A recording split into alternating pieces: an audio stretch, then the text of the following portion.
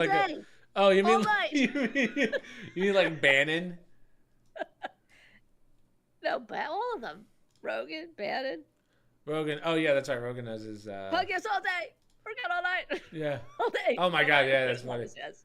That was I forget who said that. Someone that was like someone's post-fight press conference during, Oh. and he added it to the intro.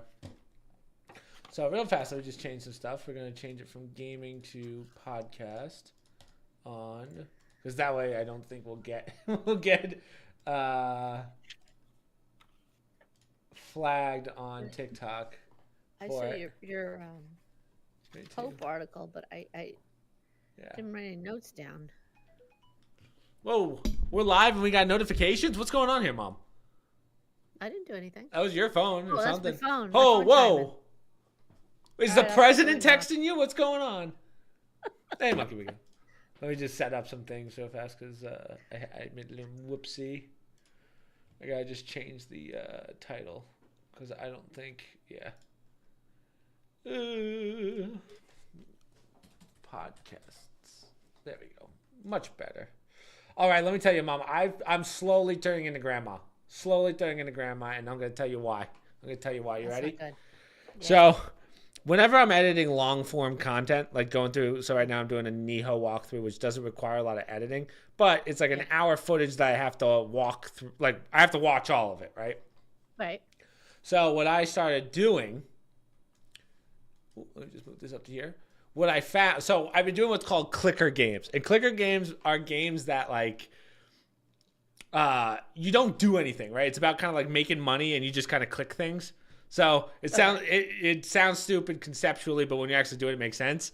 Ready, Like Mom? I candy found corn, candy, whatever. sure, or you just sort of, click yeah, it? but even less work. It's basically just click and get Oh, upgrades. jeez. Ready, Oh wow. Mom?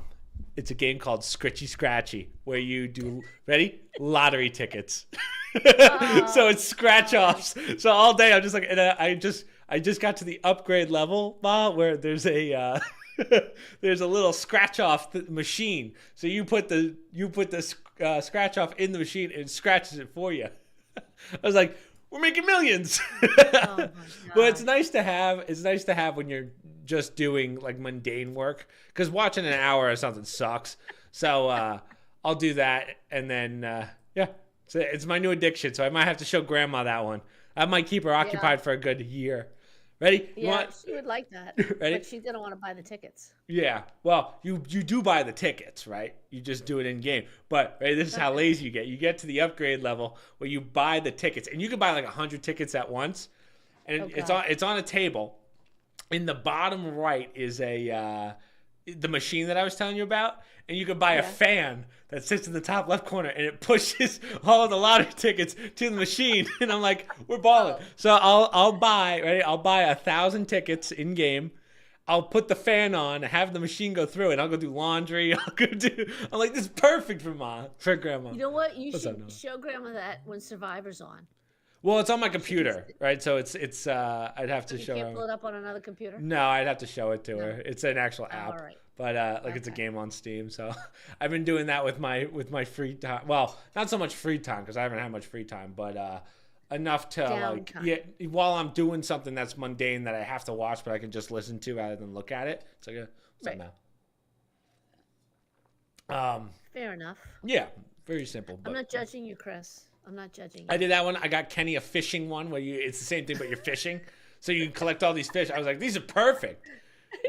So, yeah, I've gone through a couple of those. I did a mining one too, where you're like mining in a. Yes, I hear that you guys have fully embraced AI now and Yeah, changed your lives. I'm deep in the AI now. I stopped bashing it as much, but it just helps a lot with a lot of the work that we do. Hello, Chrissy. Well, that's what it should do. That's what it's meant for. Yeah, it's been Not to take over people's lives and be your, life partner. time to fire Mom, you're getting replaced. You're getting replaced. Yeah. Anyway, how's your week, Mother? Anything eventful? Painted. Painted. We had the dark walls. Half our walls were dark, and they were light on top. And with the white trim. And Okay, downstairs. let me rephrase that. Anything interesting? That was it. That was the equivalent of telling everyone that you just Watch what I paint did. dry. That's what basically, yeah. Just paint And and then I trim all screwed week? it up, got the wrong color. So now I had to go out because I bought white paint. What's so hard about white paint? Oh, Lesson learned, people. Two things. There's no such thing as just white paint, number one. And number two, always go with the good quality paints. I went and I got a cheapo white, two bad marks right there. right. So you wind up wasting time. I wound up putting it all on. Didn't look right. Had to go out, get the right color white, blah, blah, blah. So Wow. anyhow, it was a lesson learned. And the main lesson is I will not be doing it in my next house. I Solid. will be paying somebody to go in and paint the whole freaking thing before we even walk in the door. Yeah. My Anyhow. week was hectic. Got a lot done, obviously. Good. And then obviously the travel plans and all that, which we talked about. But ended up having a pretty full week for the most part. And then went to Jordan's softball game, our cousins. Mom, I thought Jordan hit basically a home run. I was like, holy crap, nice. this thing went far. But from my angle, it didn't. It hit the fence. Oh. But it looked like it went out. I was home like, run. damn, yeah. It was dark out, but I was like, whoa, that was a far hit. I was like, good shit, Jordan. 300 feet, right? So Nice. pretty nice. impressive. And Grandma was like, woo.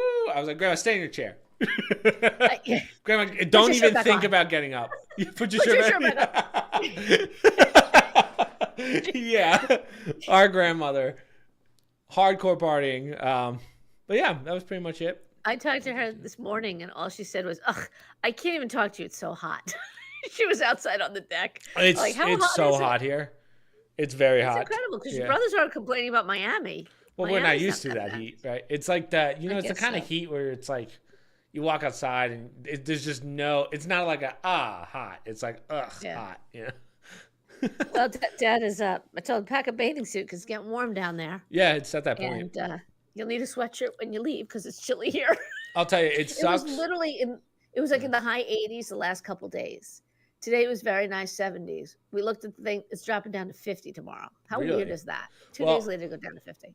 Let me tell you, I like when I do my cardio at night and Yeah. I'm sweating, I get out of that gym and I go, I like expect the wind to hit me, the cool air. Yeah. It was hotter outside than inside. I was like, this sucks. Yeah. And then I went to go April, get my too. mail while I was there. I was like, why am I doing this? Yeah. So, You don't expect that this time of year. I mean, it's going to be hotter than here, but not that yeah, awful hot. not this terrible. early. It So- might break for you too, since it's so weird up here. You might have the same thing where Maybe. it gets a little cooler. Maybe, but Which I don't know if Grandma's going to want that. yeah. Complain about the heat. Complain about the cold. I got what to tell you, Lady Jane. All right, Mother. We got a lot to cover today. I feel like I'd like to do some Q&As, so hopefully if anyone has questions today at the end, we can do some Q&A with Comments, viewers on too. I don't mind anything. comments. Yeah, comments, whatever. But the way we normally do this, for those of you that this is a first time for the live podcast, so we go through the articles and then we'll try, some of them parlay into other ones. So we'll go through the articles and then when we finish a topic, we'll see if you guys want to chime in, give your 2 cents and debate with us or agree with us. There's really no debating in the kingdom. It's either you're all in or you're excommunicated. That's not true. Basically, Not true. we take heads. You guys have opinions. I have facts. Oh, please, That's my favorite saying now. Yes. Yeah, you guys have opinions, but I have facts. So let's get right into it. Let me move some things over one are you just to starting make it with? easier for me.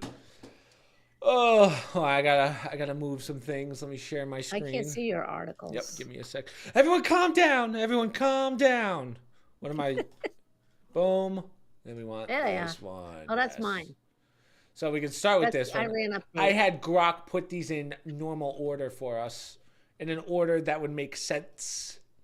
When people say grok, I think of that tree from I think Guardians of the Galaxy. you're thinking Groot. Good try. Solid attempt, Mother. Okay, but that's You what just I'm made the saying. I know internet it's so from mad. Spain.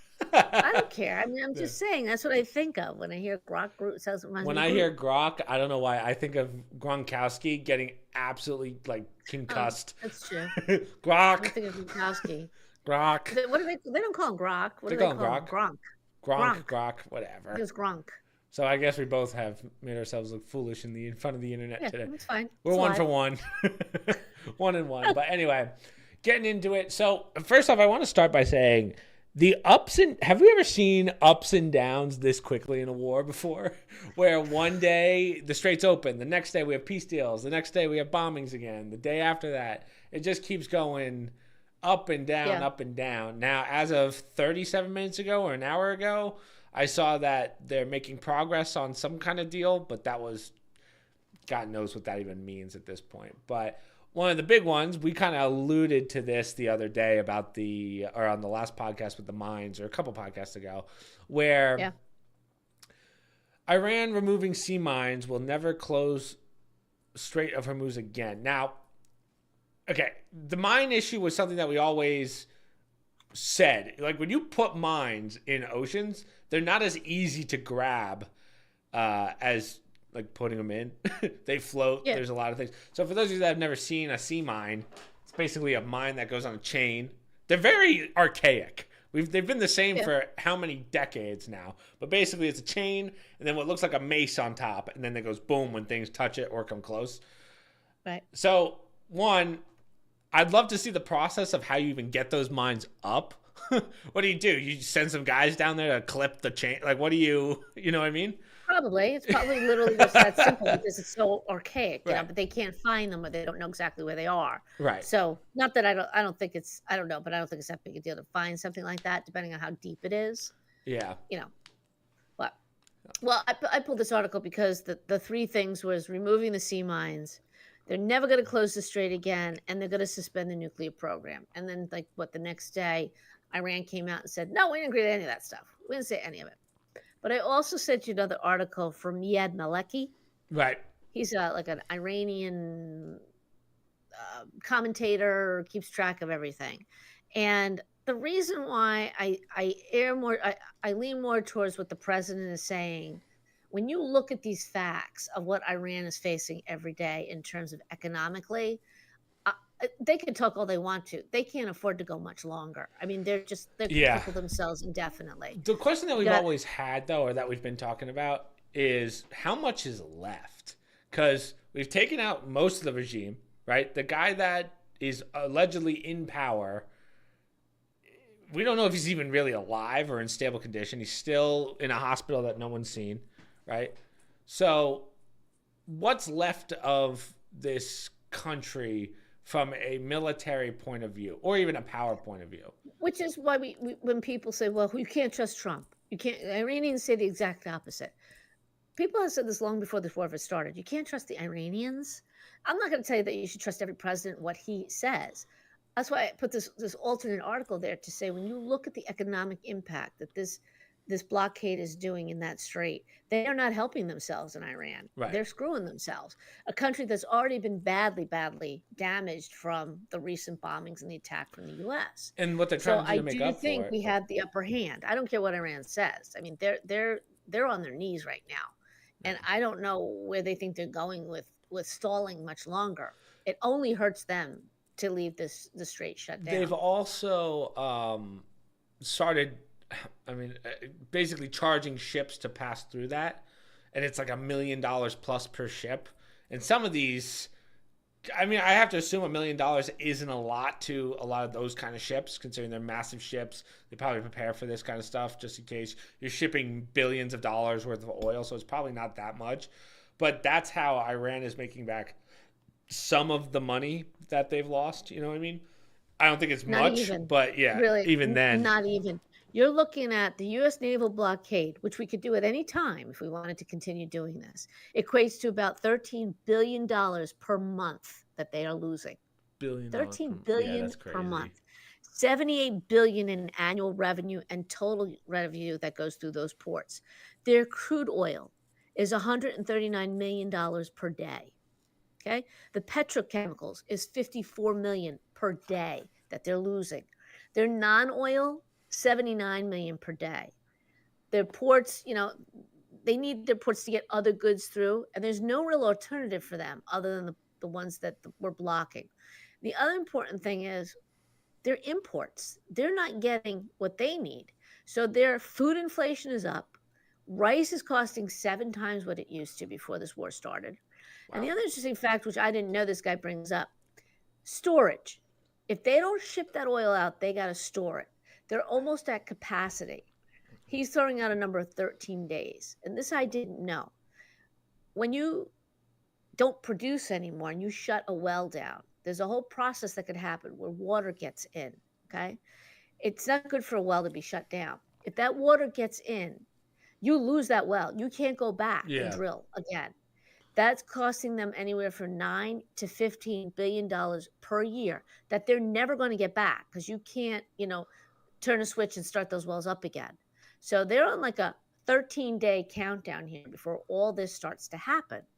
And that's why I say, you can say the president making all this stuff up and he posts this stuff. I tend to believe that he's right in the sense that they just can't afford to go much longer. Yeah, When I look at these numbers, it doesn't really make sense. Yeah, I'm. The question is, how much longer can they go, right? Before they're essentially bankrupt. But I also wonder, with the aid that they're getting, the allies that they a couple have. $1 million for a ship ain't going to do it for them. Yeah. Put it that way. So it's not making a difference. Yeah. They're coming to the table. Hold on, They have no here's choice. the only They're problem. coming to the table. The only thing that they're coming to the table, but they keep shutting down deals now, given the what's the word? Failed attempts is probably the right way of putting it. But with their allies, I think the one naive thing that we all thought, and I'm seeing this more and more, I think they've held on longer than we expected, right? Yeah, and if they were really absolutely. hurting, they'd probably want to get a deal done ASAP. No one really knows what's stopping that deal from happening. We've heard so much speculation. We hear one side saying one thing, we hear another side saying another thing. Sure, but they must have some. How do I put this? I don't think they're bleeding as bad as we believe they are if they're okay with keeping this going. You know what I'm saying?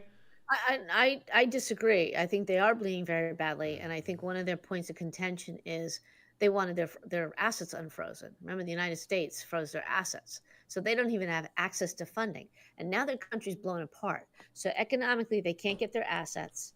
They have a civil war going on too, by the way. So it's not like the Yeah. people are behind all this. And hey, rah rah! Add to that food inflation. Think about how ugly it gets here when we had inflation and eggs were expensive, and that was just one thing. Rice is a staple for them, 7 times the cost. I mean, people can't afford it. There's no real industry there. Oil's their industry, and that's being crippled right now by their own doing. So I do think they're trying to use their leverage, thinking they have a lot more going for them. I don't think they do. I think they're posturing, and it's going to wind up costing their people. And let's go back to what we said before. These are the fourth string quarterbacks. Yeah, fourth string's kind of an understatement. Right. They're just trying to save face, and they're probably working with, people in the area. The Lebanon side of it is very interesting, and that's another thing where even the president's saying now Lebanon's not part of this deal at all. If you recall, they were saying, oh no, we had an agreement when Israel started bombing. Last week Yeah. we talked about that, and the president said that was not part of this discussion at all. And now he's saying the same thing. And guess what? Lebanon's now agreeing, as is Israel. And he said to them, no more bombing in Israel. Enough is enough. So, my only problem with what... Hold on. I lost my train of thought. This is what sucks when you're doing when I have four monitors, I got a chat going, I got this and this. Train of thought's kind of... Where the hell is my producer? Yeah. I'm just kind of reinforcing, like, who do you believe? Because last week we were like, okay, Trump said one thing, Iran is saying another. And, I'm going to err on the side of the president, what he's saying, only because the facts are kind of backing up what this other guy was saying about they can't afford to drag that much longer. Right. I think they're coming to the table. So the Lebanon stuff has changed because I don't know if you saw the tweet, which I don't think we've ever had a president say this to Israel. It's like, hey, you guys are going to stop bombing Lebanon, which is pretty big. Like that's way more massive than you think, especially for the people that are like, oh, this Trump's only doing this for Netanyahu. It kind of goes to show he's not. He actually might want this to be done. I'm going to say optimistically, I think that they're going to come to a deal this week by the end of the week, I think.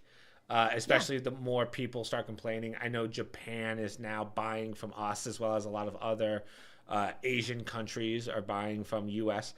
I didn't realize. So we are the #1 exporter of oil. I always thought we were like top three. Like I thought even the Mm. UAE would be higher, but no, we're actually number one. I think UAE is number two.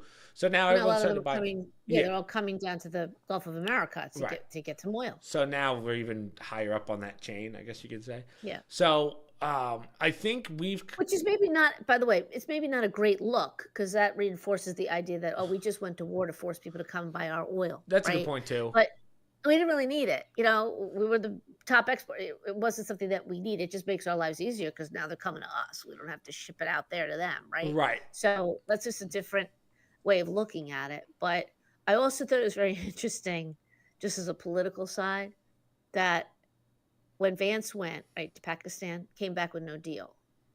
Rubio went, and Vance was with him. I don't know. Maybe I'm not saying the order right. And all of a sudden, we're at the table and there's a deal. I give Rubio a lot of credit. I think he's a very good negotiator. I think he's very clear.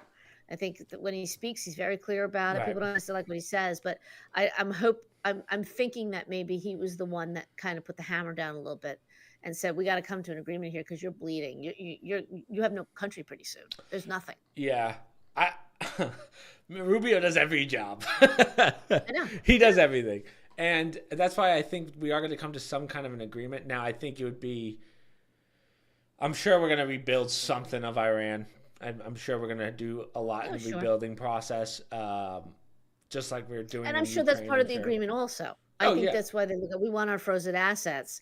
And I'm assuming the president is in that mindset of, no, we're not just going to give you your money back. We'll give you the money to rebuild, instead of the nuclear Right. program. And the uranium's a big deal. If you really aren't going to have a nuclear program, give up the uranium. And that seems to be a point of contention. Well, I've been looking more into that, and we like the uranium. When we talk nuclear warheads, uranium's not, it's not the same uranium as what's used in nuclear facilities. I always thought they were the same. Like I thought nuclear, but they're not. So the question is how much, this is where we have to start looking at Iran and saying, wait, we don't want them to have nuclear warheads, but are they allowed to have nuclear facilities? Because that's two different things. Right. And then there's someone in in the United Nations, I guess, who's supposed to go around to every country and like check, hey, where's your nuclear facilities? And every country has to show them. And Iran always is like, oh, we don't have them. Well, okay, they have them, Right. but there's caveats to that, and I don't know what's true or not true anymore. Well, So or they would deny that they had facilities with weapons, with but they wouldn't weapons, let you go see certain right? things. And the numbers didn't make sense. So, yeah, that was the joke of it. And all of a sudden, hey, we have a nuclear weapon. Guess what? We're pointing it at Israel. Yeah, and then the question, someone brought up a good point. Well, why can't Israel or Iran have one, but everyone else can? And it's like, well, because these people, of all the people in the world who would use a nuclear warhead, I would think Iran, or I shouldn't say Iran. I would say like the Hezbollah, Ayatollah would use it. I don't want to lump in the country with the motivations of the terrorist groups, but you know what I'm saying, right? Well, I mean, the difference is they're defensive. Yeah. We Well, have nuclear weapons, as does Russia. And it's, the arms race. define Who defensive, right? A nuclear warhead's not really by Well, no, nature we defensive. don't turn around and say, "Hey, Putin, you attacked Ukraine. We're going to fire a nuclear weapon at you." Right. They're Right? more so, yeah, they're more so a bargaining chip that Well, will and probably never be Iran used. has always said, when we get a nuclear weapon, we're going to wipe Israel off the face of the earth. That's offense. That's not Right. defense. Good point. And, some podunk country in the middle of nowhere, you say, all right, whatever, sure, buddy, whenever you get it, good luck to you. But Iran was doing it. And they had the backing of China, they had the backing of Russia. So it wasn't a small threat, if you will. Right. To say, well, we want a nuclear weapon so we can negotiate. Okay, that's why we do it. That's why we had an arms race for negotiating purposes. Right. Right? We negate each other. We negate Russia. And then every now and then somebody comes up with, we should de escalate. Okay, you do a certain amount, we'll do a certain amount. We play this game all the time. In places like Iran, they're terrorist organizations. They're tribes. And they're like a It's- dysfunctional terrorist organization Right. too. So like I think the other big fear that no one's talking about is, let's say we come to a peace deal with Iran. That doesn't mean Hezbollah is going to agree with it. They're going to keep doing what they're doing. So Well, no, because Hezbollah is backed by Iran. It all comes down to money, Chris. Who's paying for what, right? Yeah, So sure, if but Iran no longer has the funds to help Hezbollah out, and that's why you're seeing them distance themselves. It didn't have anything to do with what they were doing in Lebanon, right? They all of a sudden they okay. don't own, and we're back to that fourth string quarterback. They can't control these people. Forget it. Maybe the Ayatollah had the ability to do it, but you got a lot of rogue actors now Yeah. doing stuff over there, and Israel responding, and it's not a good arrangement. But it all comes down to money. Who's going to fund it? Where do they get their arms from? Like Taliban, the Right. Taliban's getting arms from us. What the hell is that about?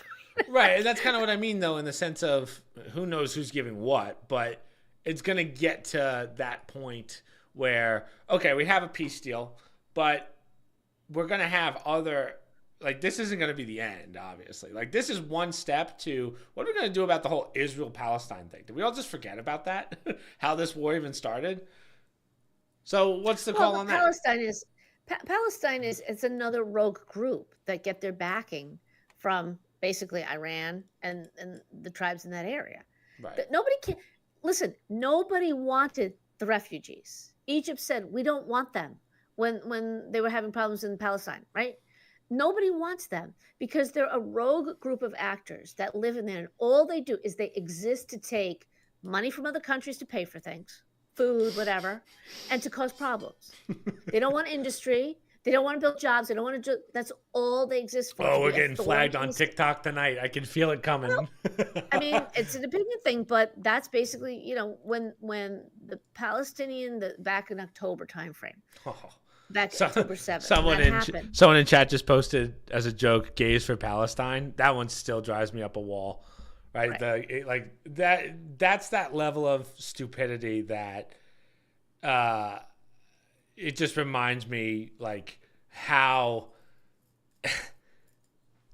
dysfunctional society is right now. But that's Or besides the point. disconnected. Let's say Disconnected is probably disconnected. better. These individuals who are for this really don't understand what they're talking about when they say that. And you could say that to them and they still will just keep hyping the same thing. That's that derangement syndrome. I mean, there's not even real thought behind this when you say something like that. You can Yeah, support Palestine, but when you say gays for Palestine, I'm like, what are you thinking here? yeah. Anyhow, It's I'm believing in an oxymoron, right? yeah, But sort of. yeah. Yes, it's an interesting, you can't, and we've always had that with every generation. The hippies had their moments of stupidity, and conservatives had their moments too. What they say stuff that's like Oh totally off the yeah, wall. John Kent. But something like that, when you're when you conflicts overseas, when you're doing it says gays for Palestine, like everybody knows. And you ask any anybody from that area, I sent you. I don't think I put it on the podcast, but that there's a round table of individuals, Americans, who are watching the media coverage of young children in was Iran, I believe, and they were just shocked at these kids, little kids too, how ingrained it is in them. No, we hate Israel. Yeah, They need to all die. I think I told And you this. I knew a girl in maybe I didn't. I used to have a friend in Turkey, right? And one of those girls that just the sweetest girl ever mhm, wouldn't swear, like wouldn't do very like the definition of innocence, right? right, And then one day we were talking. I forget what happened. This was a couple years ago, but something happened with it between Israel and the Muslim faith, and instantaneously it was like, I hate all of them. Kill all the Israel. Like right, I was like, whoa, it's just so right. ingrained in them from birth, and like you can't But be mad. do Yeah, you understand when you say they can't have a nuclear weapon? yeah, See, we don't understand that. Why shouldn't they be allowed to have it? Because they raise their children to hate. I'm not saying we don't have that here, but that's not the comment where every nation in the Western world needs to be concerned about this now because we are seeing the beginning of this ideology, the we're indoctrination. also seeing But you have to more be and careful what that more. indoctrination is. Yeah, And in their case, you have an entire nation that's raised their people, and they believe this that Israel's evil. They must die. That there's no wiggle room. There's no negotiating. yeah, And to and I say they think should be allowed to have a nuclear weapon, no. I do think that it's kind of a weird topic to say without like without getting banned on every platform. But we got to start looking at okay, let me put it this way. I look at all the migration stuff, like what I see in other countries, especially England right now, I mean, it's definitely going to push you one way if you're looking at stuff, right? You know what I'm saying? Yes. My mom looks like my mom's watching the dog, for those of you that are like, what's your mom looking at? I can tell. He can't lick his paws. Yeah. And he's a little sleepy. He's got a little infection. Watch So, him. He's yeah. sitting down there. But Um, no, but that's my point. And, that's it's getting kind of the reason bad. why. Yeah. Okay, let me put it this Israel, way. Speaking of Israel disconnected and doesn't stuff, like though, Iran, yeah. obviously. Israel has a problem with Iran. But as far as I know, I'm sure there's many Israeli children and whatnot who hate Iranians. Don't get me wrong, but it's not the theme of the country to indoctrinate. As far as I know, like that's not the theme. Where you could find some people that hate Iran for what happened to them, or Iraq, or any aggressive nation. I mean, when you But see it's never family overall members thing to dying, say, you're gonna hate a certain group of people that did this to you. So sure, I get and that's it, a but reason. But to just say, well, I was born and I learned in school that they're evil, therefore we need a nuclear weapon. I haven't seen that kind of attention out of Israel. But we know it goes on in these other countries. That's when my answer to this person says, why shouldn't they be allowed to have it? There's a very different mindset in these terrorist nations. They are raising it's martyrdom. But the argument that they're going to somebody. give you is going to be, well, that means that they must have done something to Iran. And then if you look at the history, there's a lot, say what you want about anti-Semitism and blah, blah, blah. If you look at the history, Israel's kind of treated those people like shit. Let's be honest. So history goes both ways. And sure. I'm not drawing an opinion. I'm just saying I don't see Israel spending their days saying we hate Iran, and as soon as we get our nuclear weapon fired up, we're gonna wipe them off the face of the earth. Yeah, I get that. Theirs is more a defensive position than an offensive. They just want to exist and have their land and everything else. Right or wrong, if they're entitled to it, just like any other nation. There's just a difference. It's not like Trump said, we're going to blow you off the face of the earth with our nuclear weapons just for the hell of it. No. Just because we feel like doing what you're doing, it's defensive. So, nothing's good about war. Nothing's good about it at all. But it's just a kind of a different mindset that, we don't really understand that. Although I'll tell you, with some of the derangement syndromes we have in this country, and I'm not just saying towards the president, it's shocking to me how people are. Yeah, I mean, I'll even take it a step further. It always blows my mind that one day, and this is going to happen, right? There's going to be AI activists, right? When we have like these robot butlers that work for us someday, there's going to be people talking about AI rights, which is like crazy. Political discussion. Yes, go on. Yes. Like that's going to be the future. And I also know that if aliens ever came to planet Earth, there would be people in America or just on the world that would side with the aliens, which is kind of crazy. Right? Sure. That's just kind of that level of derangement that I kind of see us going towards. There's always a certain amount of that in every society. That's been around forever. But when it becomes the overall theme, and when you see kids after kid after kid spouting off this negative ideology towards one group of people, you got to say, well, there's a problem here. I see a little problem here with this. So anyhow, we kind of got off topic a little bit about what we were saying. My point was only that there's a lot going on in Lebanon right now. You're right. Now all of a sudden we're hearing a different story. They're not getting the support that they thought they were going to get. And Lebanon pieces. Lebanon's we talked about it on the last podcast, but that it's more so the bottom part of Lebanon that is now there's some treaty going on, no more bombing, whatever. And those are mostly like rural towns. Like they're not really cities. So it's like that's by definition slapping a Band-Aid on an open wound. It's not going to do much, even though we have some ceasefire that's supposed to last a week at best. And I think 10 days. 10 days. And hey, it's probably been, without even checking the news yet, it's probably been broken. so that's kind of where we're at. Yeah. But it gives enough time for Iran to come with into an agreement, which allows all the other actors in that area to adjust their stance and decide, do you really want to keep going with this with Israel? Because Iran's not going to back you anymore. And once again, when money becomes an issue, you need money to fight these wars. You need money for the ammunition and for the weapons, or you got to steal it. Or you got to bribe some country to give them to you. And Iran was always their backer. The Ayatollahs own that region, and they're not there anymore. All right, let's pause this topic for now. Any questions for anyone before we move on to the next stuff? We will get to that stuff in a second, Gohan. But if anyone has anything they want to say, we'll give it a few. But we should do the UFO one or the scientist one since you mentioned the UFO one. Hey, Bob, I ordered these before the podcast, you know? Sorry. So can we, let's not throw a wrench in the chain or whatever the hell. I don't answer to freaking Grok. You understand me? Grok works No, for I me. didn't. I don't work Yeah. for Grok. What? Give it time. Question. Terrible question. Yeah.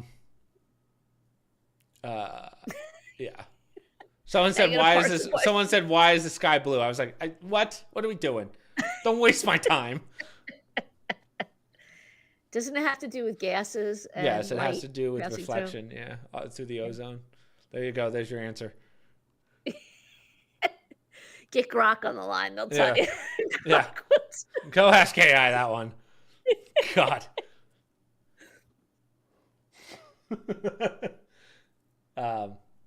You know, they were having a debate on Twitter yesterday. So if you look at that strait where all the ships pass through, right, it's land that comes to a point and then everything goes to there. Someone said, why don't they just pay for a canal through the center so that you never have to deal with Iran again? Problem is, they think it would be about $60 billion to do. Problem is, on a global scale, that might be worth it. That doesn't seem like that much money. We did it down in Panama. Well, how much was the wall when Obama proposed it, right? Wasn't it like $50 billion for that wall from Mexico? What wall? The border wall, the one that was already there. Before. Oh, I'm sorry, I said Obama. Yeah, I said Obama. You threw me there. I'm like, sorry, no, before Obama. The original wall before Trump was in. I'm trying to think of which president did it. Was it like $1 million a mile or something? Yes, maybe something dumb, but no, there was one that was really expensive. You got to build that wall. Yeah, there was one that was really expensive that someone was doing, and like they were like, "Oh my God, $120 billion! That's so expensive." You had a canal in Panama, or canal in whatever that country would be underneath Iran. I can tell you in a minute. Yeah. I'm pulling up the maps. Well, you got Saudi Arabia. Oman. We need a border like Canada with Mexico formed. Oh, UAE. UAE is kind of where the point is. UAE and Oman is where it juts into the Strait area. We need a border like Canada with Mexico, formed with trust and respect. Yeah. Yeah, well, tell it to the people in upstate New York that have all these immigrants coming in through the Adirondacks. We keep catching them every once in a while. So Canada's not doing such a bang-up job up there. Yeah, but I don't know. The border's always going to be kind of a shit show. Unfortunately, we're getting better. I think Homan's doing a really good job. You remember the joke? Somebody said Canada has a wall. It's called the United States. That's a good point. It's true. It's true. Yeah. No, Canada has a wall. It's the United States. Yeah, they can say all they want to because we're their buffer zone. You know. Yeah, I mean, I don't know. Canada has its own issues, but it's not as bad as the cartel in Mexico. You can't really compare the two. But the cartels are starting to fall apart. No, but you know, a lot of the issues recently with the asylum seekers, right? Asylum seekers coming from countries like, I don't know, Venezuela, Colombia, Guatemala, they all wanted to seek asylum. They come to the United States. That's not how asylum works. You got to go to the first safest country. So that's why they're saying, no, Mexico has to keep you. Yeah. If you need asylum, you got to go to Mexico. Asylum doesn't mean go across the world. Yeah, they want the U.S. Well, that's not asylum, people. Yeah. You know, and too many of our leaders wanted these individuals into the country. So they're like, oh, no, it's not safe in Mexico. They should be allowed to come. Yeah, but that's not really fair to people and say, I don't know, Bangladesh, who just can't walk across the border and live the good life, you know, or, well, some of them can, and but some of the nations, Burma and over there where they'd like to come to the United States, unfortunately, they can't hoof it to get to our country. And some of these other ones are completely walking through Mexico claiming asylum in the United States. Well, let me tell you, if you come from another country and you swim all the way across or however you get here, if it's a trek, I think you should be allowed to stay. If you come in, as long as you do the legal process, if you are willing to walk. Legal process, sure. Yeah. Anybody can come to our country legally. I don't care where you came from. Come legally. 100%. But that's another reason why people make up the point of if they're poor in Bangladesh, right? Many of those people would love to come to the United States, but they can't physically get here. Why is it fair for us to take old people in our part of the, and not welcome people from other parts? That whole diversity thing. Yeah. What about from all over the world? So anyhow. All right, let's move on. Just because we've already done quite a bit on that. Yep. Let's go. Oh, to your point, we'll do the missing scientists. I don't think I missed one. Yeah. Yeah. For over a year, some of these people, So this issue's been going on. I alluded to this one last week, and everyone was like, "Chris, Yes. you're a conspiracy theorist." Well, guess what? As always, I don't have opinions. I have facts. Yeah, well, yeah, this is an interesting one. So scientists with access to very sensitive information, they're starting to feel threatened, or they mentioned feeling threatened. All of a sudden, they're vanishing. Some of them have turned up dead. They're starting the government wants to start reviewing these cases. So the Trump administration has said, we're going to start reviewing this because this is a little too coincidental. And there's a representative, I'm not sure what state he's from, Bertelson. He wants an investigation. He goes, this is a little bit too, 11 people now. This one woman whose picture you see there, she had a company. What I don't understand is if they had access to this information, her company worked on anti-gravity and advanced propulsion systems. So I guess she was allowed to use this information. They don't go into too much detail with this article, but she and her partner, an individual partner in the company, he was making comments that she was saying she felt very threatened. She felt a lot of pressure to go public because she felt like maybe that would save her. Like she wouldn't be hiding and easy to attack, easy to get at, if you will. Oh boy, is that wrong? Boy, is that wrong? That's never how that goes. Her name was Eskridge. Supposedly said a suspected suicide, but her partner said, I don't think it was suicide. And she even talked about being exposed to the directed energy weapons. She had microwave burns on her body. Figure that one out. So anyhow, now they're investigating it, and I think it's kind of interesting. We were just talking about this from that Rogan podcast. Yeah. So besides this, right, this one case, they're finding a lot of former scientists that like worked in Area 51 like 50 years ago or whatever, and now all of a sudden they're being abducted. But here's I like to take the optimistic route. I'm an optimistic person, right? I think it's without, like, they need their information from years ago. Oh, you just unfocused your camera. There you go. Too close to the camera. Whoa! Take my sweater off. Sorry, I'm sweating. Go ahead.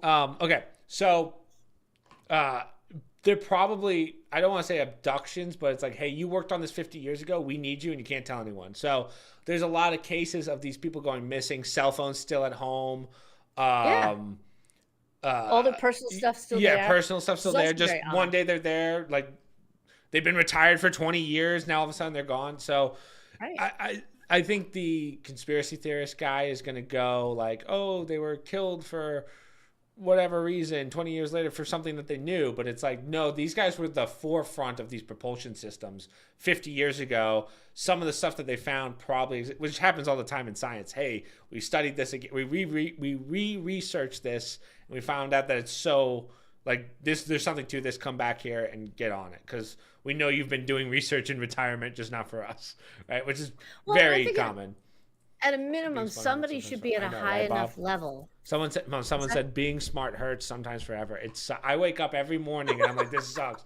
I'm like, government, please abduct me. Take me to Area 51.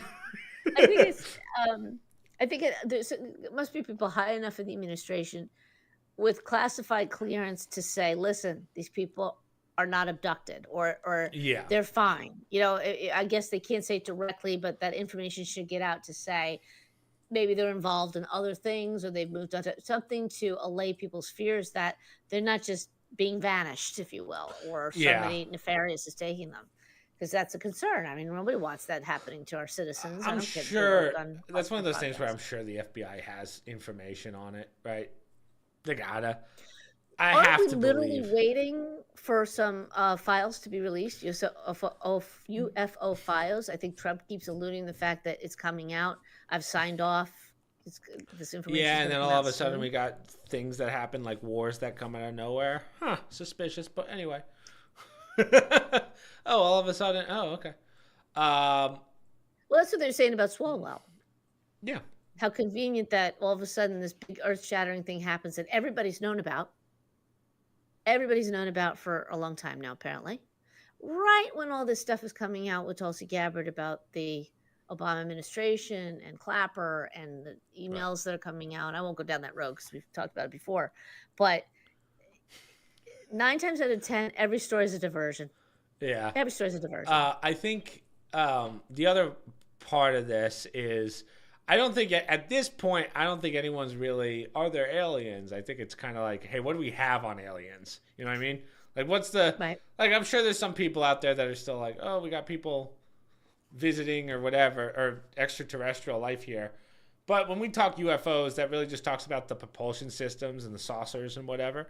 Which, Yeah. as I think, truthfully, the only person that has ever really spoken about aliens that actually worked on aircrafts and hasn't been abducted or killed is Bob Lazar.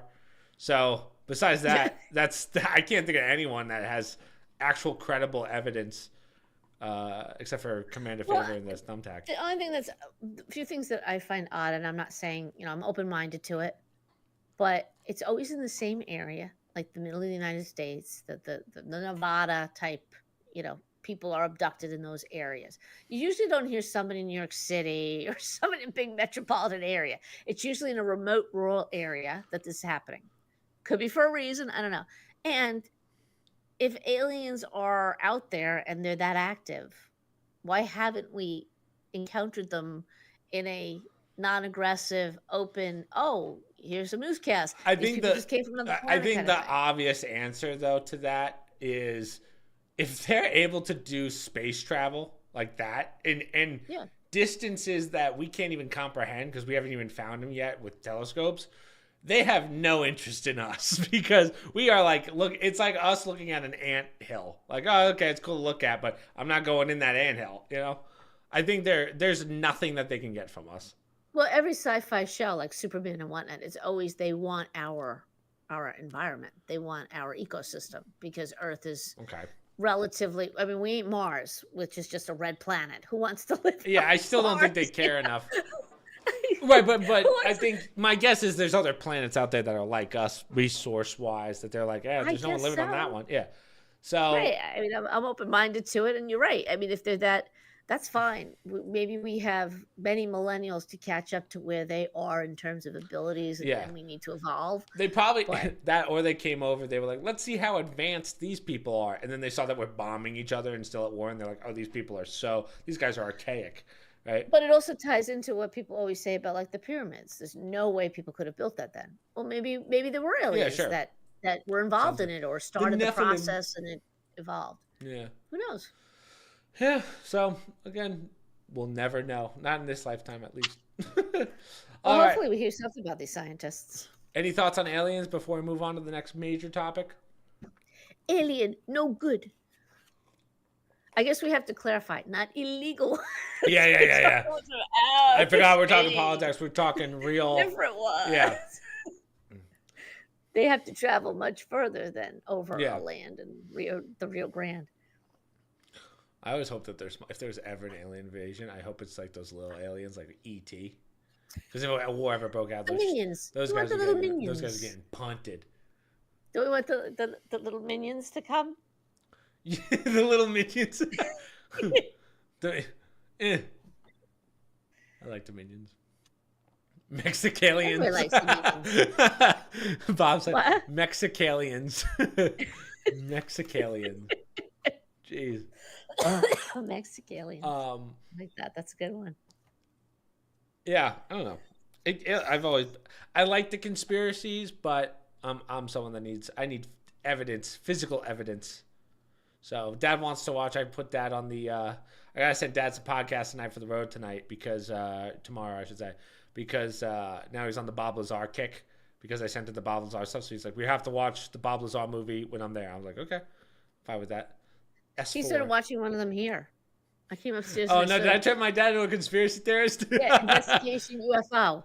And I was watching some of it with him, but I came into the story Oh late. damn it! so Is he watching? Hold on, he better not have started that without me. S4. I think he only saw the first one, and he asked me tonight, "Does Chris get Amazon?" Like, I think he can get Yeah, I anything have if it. you just take my login. You can watch it under my login. I hope he's not watching it because I I think thought we it's were gonna legal. watch it together. Thanks, Dad. Well, Yell to Dad You right just now. saw Say the Chris first Ben. one. Yeah. I didn't know that this one came out, I think, at the beginning of the month. So I think it came out a couple days ago. So if he's watching that one. Oh, the series just started? I You think it's mean a what he's movie that just came out like a couple Oh, days ago, I and I think told him that's a about series. it. If Oh, I Dad's, thought it was a you said it's called series. S4, right? That Dad's watching? No, Investigation Aliens. Oh, okay. That was the first one. The first one's called or the new one is called S4, which Oh, he and I are gonna watch ideally. I don't know. I just wanted to put on my Outlander. Whoa! Hold on. You want to know what's crazy? Bob Lazar's 1989 claims reverse engineering system Area 51 using interviews with George Knapp. Knapp. Yep. Is that Uncle Jerry's? Common name. Yeah. Oh. Not spelled the same. All right, let's move on from aliens since I don't think anyone has anything. Ooh. Hell yeah, Mom brought McDonald's. Not kidding. Nice. All right. U.S. Trans. Oh, this one was pretty cool. The recruiting gamers for air traffic controller. Listen. Did you get the actual gamer one? The game itself? Did I send you that? No. Oh, I think I sent it earlier, but I didn't probably forward it. So they posted the game. It really wasn't anything related to that. It was just somebody playing, a gamer playing it. So the Treasury Secretary is touting the successful recruiting program. So they're using gamers as air traffic controllers, or they're reaching out to them with a marketing campaign, showing people who are gaming and saying, who better to do this? Air traffic's like gaming. Yeah. It's really not, but it's a job. Yeah, there's still qualifications. I think it was World of Warcraft, right? That's probably, I think I heard that article. I'm not sure because I don't know the games. They just like flash to, it's actually the ad of them saying, if you're going to do games, you should be air controller. And it flashes the whatever game the person's playing, and then they overlay a marketing scheme. But they had 6,000 applicants, and they have to cap it at 8,000. So that's not bad. 6,000 people applied. I'm just happy to hear that 6,000 gamers actually wanted a job. Yeah, well, something they could do from home, like air traffic control. I wonder how. No, you can't do it from home. You gotta get out of the chair. I wonder how much further away we are from that. Like, I wonder why you can't do that at home. You know what I'm saying? If it's all computer, what do I look outside? Like, what's the point? No, well, I think you have to physically see planes and see what's like because they controlled the whole area, right? The ground crew. Remember they had the recent crash. Give it time. With the truck going and no responder. Do we know what caused that? Truck. There was no responder in, I think, one of the trucks, in the emergency truck that the plane hit into. Gotcha. Why that was the case, who knows? I don't know if there's investigations into it.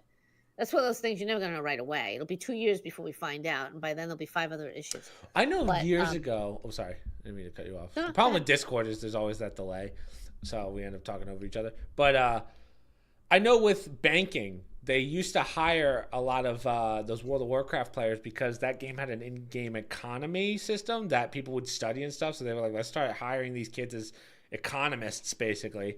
And I mean, that was probably 10 years ago now, but I always thought that was pretty interesting. It's crazy how we went from Pong to what we have now, and it's like, hey, you guys want to work air traffic control, which is a pretty major job. So it is. It's a government job. You get the government benefits. I believe it's also a union because they struck during Reagan's years, and Reagan brought in people and shook them up a bit when he brought in other people to take their jobs. But yeah, I mean, it's a good, solid job if somebody wants to do it. And I thought that was a good idea to reach out to people who are used to sit in front of a screen and coordinating stuff, and they have the reflexes necessary to do it. Yeah. And they need air traffic controllers. Also, I would argue, remotely. I would think that, ready, this is bro science, just a complete guess, don't know if there's any research on it. I would guess that people who play a lot of video games adapt better to certain situations than people who don't.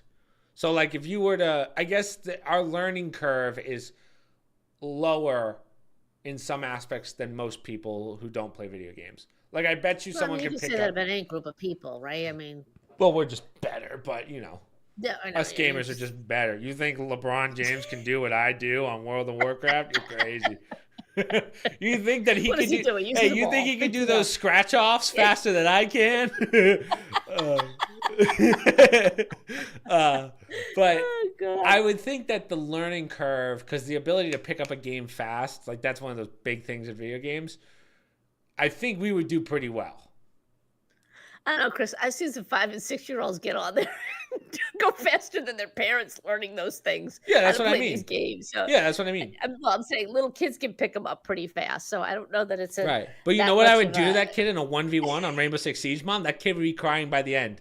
Okay? Let's not don't put me in with the 6-year-olds. No, I'm just saying that you're trying Don't to make it ever sound like compare me to a this 6-year-old. unique thing that Yeah. only certain people can craft, and then a little 5-year-old comes along and like, Yeah. No one they're can do racking this, up and the then points, you yeah, know? little Timmy. Um, Yeah.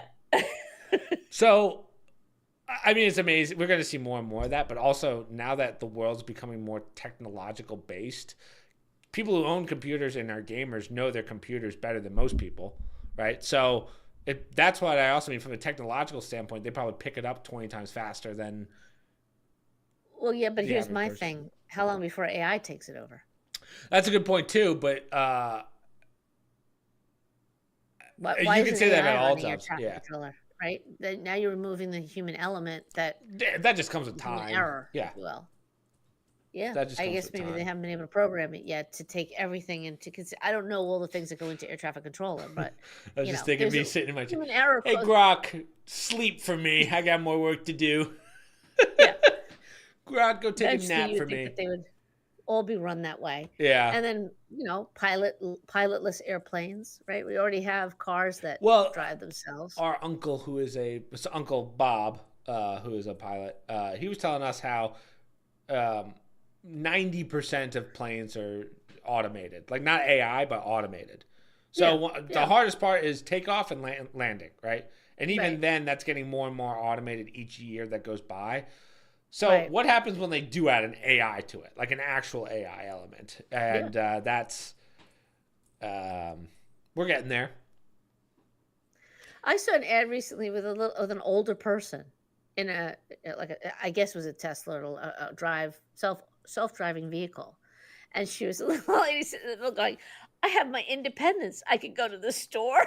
I could go to my church, because and that's one of those. Okay, that is a good thing if it works, if they're safe, if they don't crash into other people. But you're right. I mean, I'd rather have that car doing it than let's say a 92-year-old woman Yeah, driving her true. car and banking off the walls going to church on Grandma, Sunday. I uh, didn't say that. I'm just saying. the 30. Did we talk? Did you and I talk about this on stream, or did we talk about when you were here? The Teslas that are $30,000 and they don't have a Yeah, steering wheel and stuff. Like we're kind yeah. of getting close to the automation point in the sense of the new Teslas. There's a model that will not have a steering wheel, and it uses maps to drive you from place to place. And then when you're not using the car, you can say, "Hey, go be as a DoorDash," and it'll do DoorDash, Yes, you told me and you this. can make money off the Tesla. So it's like, Right. well, okay, where this is one step towards the robots working for you. I don't remember if we talked about that Yeah. on the podcast or not, but um, so yeah, that was Or one step towards, you won't own a car, you just use a car and it goes off to somebody else. And then when you right. need it, you call it and then you go. Which some people may not care for that. Some people like to have I their don't want own. someone in my car Right. I don't that I either. I don't pay want for. to Yeah, it's I don't want to crazy. ride in a car that's a 90-year-old old lady has been in, Yeah, trashing it with all her you tissues know and how crap. fast if Grandma got one of those, you know how fast she would be out of New Bern. I know. She'd go, this thing, you're telling me I can go up to New York until she has to figure out how to charge it. She's like, this damn car. Well, no, unless the thing has like its own porta john in it, she has to stop, get out. So I mean, it's only good for short trips for older people. I Right. don't know that they could go long distances because they still have to be able to get, or a Poor handicapped battery life person. weird. Think about that. A handicapped person could be independent. That's a great thing, Right. but they still have to be able to get. Oh, I didn't pull this one. I should have. The Yeah. the robotic legs, Yeah. the robots with their skinny legs and how they walk. Somebody made. Oh shoot, I should pull it. It's two legs with a seat in the crotch. So you can sit, put your feet in the shoes of the legs, and you can walk for people who are unable to walk. Yeah, that's So the not new robotic legs technology. work. Yeah. I just saw it recently, maybe you've seen that before, but I thought it looks weird, But hell, if I couldn't walk and that's my option, that's something I great to be able to be saw mobile like that. So I saw with stroke victims, I don't know if this is new medical knowledge or not, but stroke victims, when you have a severe stroke, your hand like clenches, and then you have to Yeah. re-get those Okay. muscles, and then they want you to pump to get blood to the heart. They make Yep. a glove that literally goes in and it just does this for the person while they're out, basically, Right. or like Right. while they're right after a stroke and recovering. So Yeah. that kind of technology isn't new, but I think now we're at the technological point of it where now we're getting AI involved. Because Well, we and actually totally functions can yeah, actually do we it. totally forgot about Neuralink. Like, remember how massive Neuralink was a couple years ago? How they Yeah. basically cured paralysis for the most part, um, Yeah. to a certain extent. But the waves that they've made in Neuralink are so massive that I think they're a couple months off from real time translation in the brain, Mm. right? So Yeah, if you're desperate, it's incredible to try it. yeah. If you have no other choice right now, it's worth trying. All right. Any comments or questions on that? I just really got a big smudge on my screen over here, and I don't like. Oh, is that a scratch? Oh. Yeah, that's a scratch. It's okay. Shit. I'm gonna I need have holy water. I was not able to get the 800 number to apply for the job. If you want to be an air traffic controller, we could have posted it. So if you're interested I'd in like being to an see air the. traffic I'd like to controller, see what the test is. I bet I want to see how I do. oh, I don't know. I don't know. I don't think it's the game. No, I think No, the air I'm traffic sure there's. controllers. I just mean from the how fast I can pick it up. The Air plane traffic that controller. comes from that angle needs to land over there. Well, I don't. It's a lot more than that because Oh, I'm they're sure. monitoring all the planes in the Yeah. air and everything around, helicopters, whatnot. And that's where the whole. Sometimes I think maybe AI is better for that, because there's a lot of things going on, and they would have a fail safe that the human error. Well, I don't know. It's the pluses and minuses to both. Humans can do things that machines can't, and vice versa. But um, right now we need them, right? Because we need the air traffic controllers to keep the planes going, especially as people start flying Yeah, more until and it the gets oil goes down. to your point, until it gets taken over by AI. But speaking of Yeah. AI, Meta. Oh, my Meta, favorite. did you see this one? The Meta. Zuck What's is he doing like, now? hey, What's he doing? right? He's Creating making an AI? AI of himself, which I'm sure is very Ugh. cheap to make, just so that you can have uh one-on-ones with them. Oh, was that Pancake ATC? No, I don't know what that even means. ATC.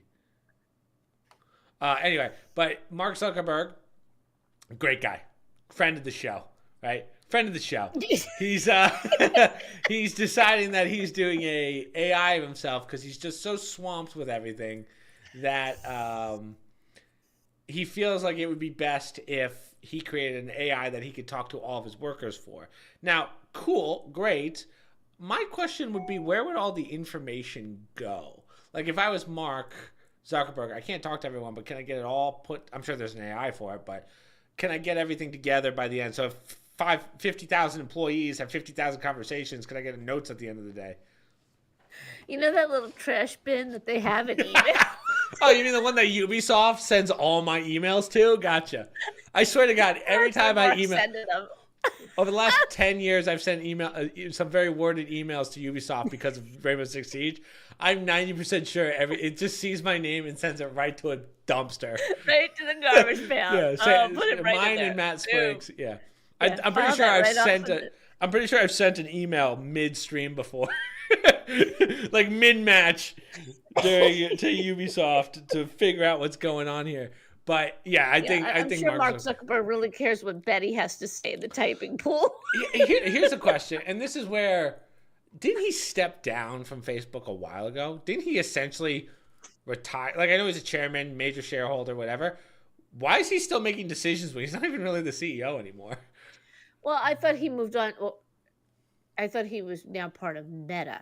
which is above Facebook. Isn't it all under one big umbrella? It is, but And I he don't know took it who. over, Yeah, and let other people run the Facebook side of it, and he's doing the big picture go AI home. meta stuff. Hey, go see your kid. Go work on your Armageddon bunker, dude, in Hawaii or wherever the hell it is. Oh, But jeez. yeah, he's someone showed a like video of him asking one of his workers, like, "Hey, can you tell us more?" And just himself talk. I thought that was the AI. That's literally just how he talks. That was So him. I was like, "Oh my god, how does anyone?" But yeah, so I think this is a cool concept. We're probably getting to that, but I don't know if Meta really needs it.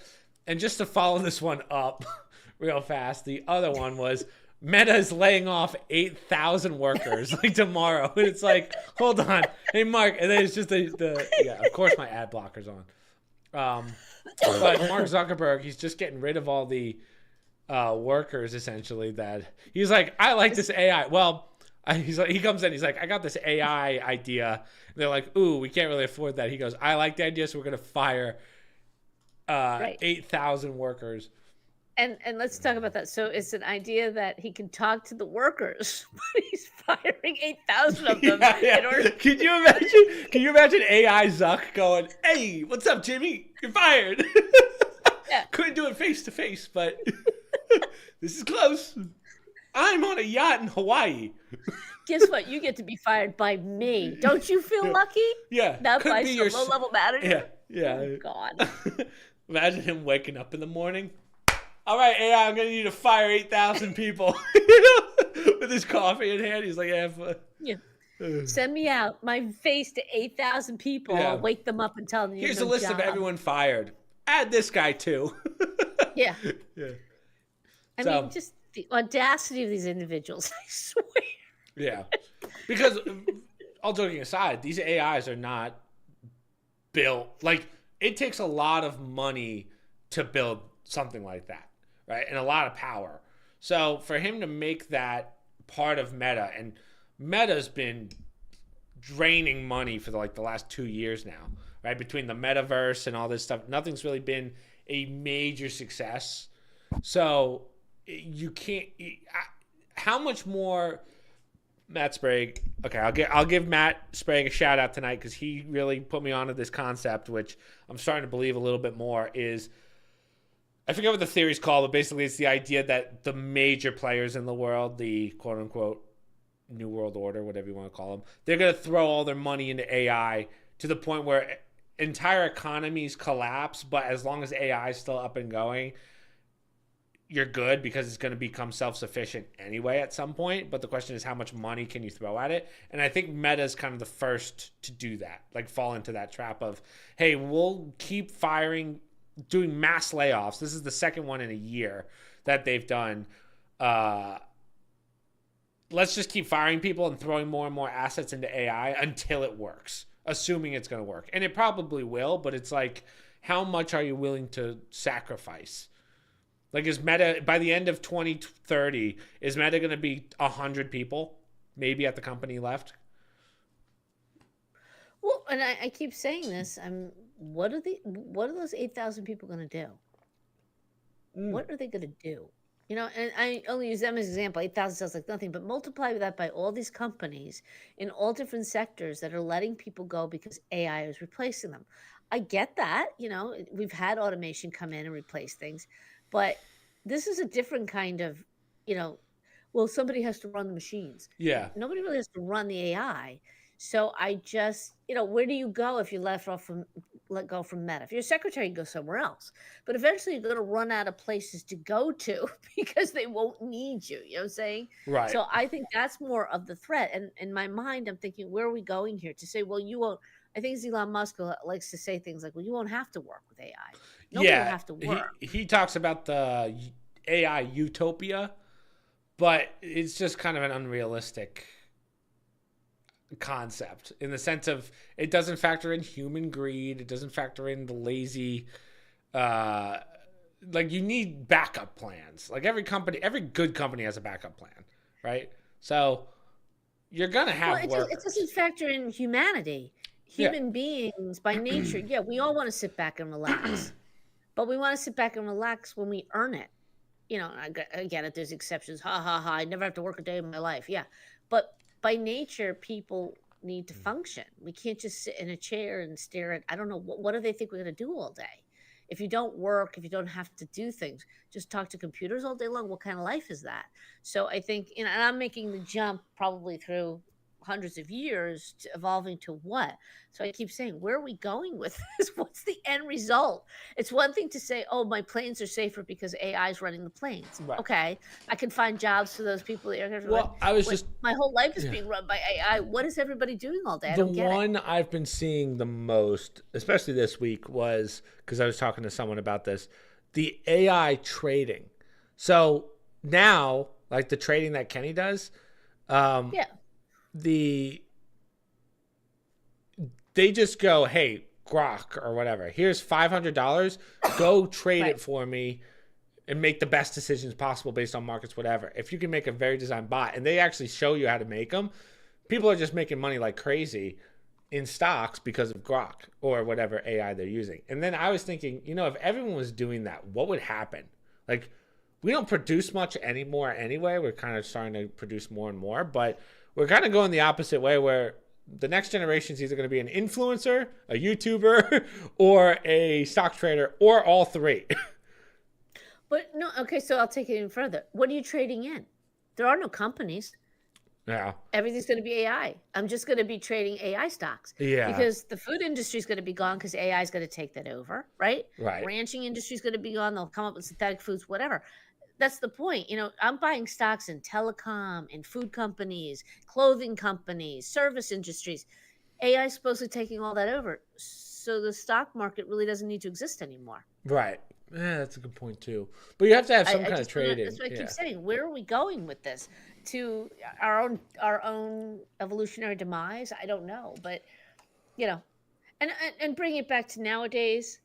I'll tell you, there's a lot of CEOs. They don't want to talk to every people in the office. It sounds cutesy. It sounds nice. They don't want to spend their days and having an AI go and talk to everybody. I'll go back to what I said. What the heck does little Betty in the typing pool, who may not even know what's going on in the company, what is she sharing I've with been the here for CEO? 62 years. Can I get a raise? No. Right, right. And Can you imagine AI Zuck? I'm not dissing those individuals because I've been in that role. I've done that. But you kind of, for lack of a better word, you know your place. I'm not making decisions here, typing up letters for people. I'm not changing Right. the company. So do I really need to talk to the CEO every day or have interface with? No. I got a boss. I can say, hey, my paper clips stink. We need a better company, or the typewriters. That's why I'm just saying that these guys are over. Their egos are just so much. Oh, I want to be able to talk to everybody. What makes you think they all want to talk to you? Just want to do my job. That's a good point. I'm here if you need me. I mean, I love that when managers say that. I always have an open door. Some of them truly mean it, but guess what? Half the time they're so busy. Okay, I can talk to your AI. So what exactly is he going to now do? Like you said, where is he going to go with all that data? Is he personally going to sit down and process everything that his AI gets from every employee? Or no, the AI is just going to spit out some sort of generated answer for them. Right? Honestly, he's probably at such a level where he talks to himself. He has hey, Mark, can you tell me, right? In concept, we're going to get there. It's just a matter of time. I'd love to automate some things, but at that level, I got to fire some people. I got to fire some people. That's what I'm saying. What is the point of a CEO or a head of a company having an AI version to talk to all the employees, and that's going to save time? Now, I may be ignorant of AI, but all that data, those questions or comments, whatever, somewhere. like you said, has to go somewhere. And somebody has to, or an AI has That's to go through Steve's it, job. spit it out. Poor Steve. And eventually, Mark Zuckerberg's got to sit down and look at whatever the AI generates. So right there, he's getting the work. Right. All AI is doing is making these people think that they have an input, but basically they're just filtering what matters and what doesn't. Yeah. Okay. Big yawn. All right. There's not much to say about Mark Zuck, so let's get into this one. I'm curious, as a Christian mother, what were your thoughts on this one? So Trump, we talked about it last week, the whole feud between Pope Leo and Trump, if you want to call it that. And it sounds like now that more and more information is coming out about it, it's kind of the fact that they were fighting. How do I put this? I guess the Pope has representatives that came to America, and I guess people at the Pentagon chewed out those people. Like, what are you doing, basically? But it's kind of escalated to the point where it does kind of feel like Trump versus the Pope, if that makes sense. So, and then to make matters worse, Trump posted that picture. I'm sure you saw it, the one of him, uh, basically depicted as Jesus. Christ-like. Yeah. He said he was a healer kind of thing. Okay, hold on, and I gotta push back a little here. To post that, it's basically the famous picture of Jesus with the shawl, right? Yeah. And then Trump saying, yeah, Trump goes, oh, no, it was a healer. It's like, well, hold on. This is where I would love to sit down and say, hold on, who's actually running his Twitter account? I'm sure he says 99% of the stuff that goes out on his Twitter, maybe 90%. But that one, like, in what mind did he think that was right to do? You know? And also, kind of a crappy excuse as to why or what it was. Oh, the Red Cross. No one in the Red Cross wears it like that. So I thought it was inappropriate and stupid and kind of beneath him. But I'm not so much upset about it. And the reason being, I can remember almost constant images of Barack Obama as Jesus Christ. And nobody made a big deal about it. They should have.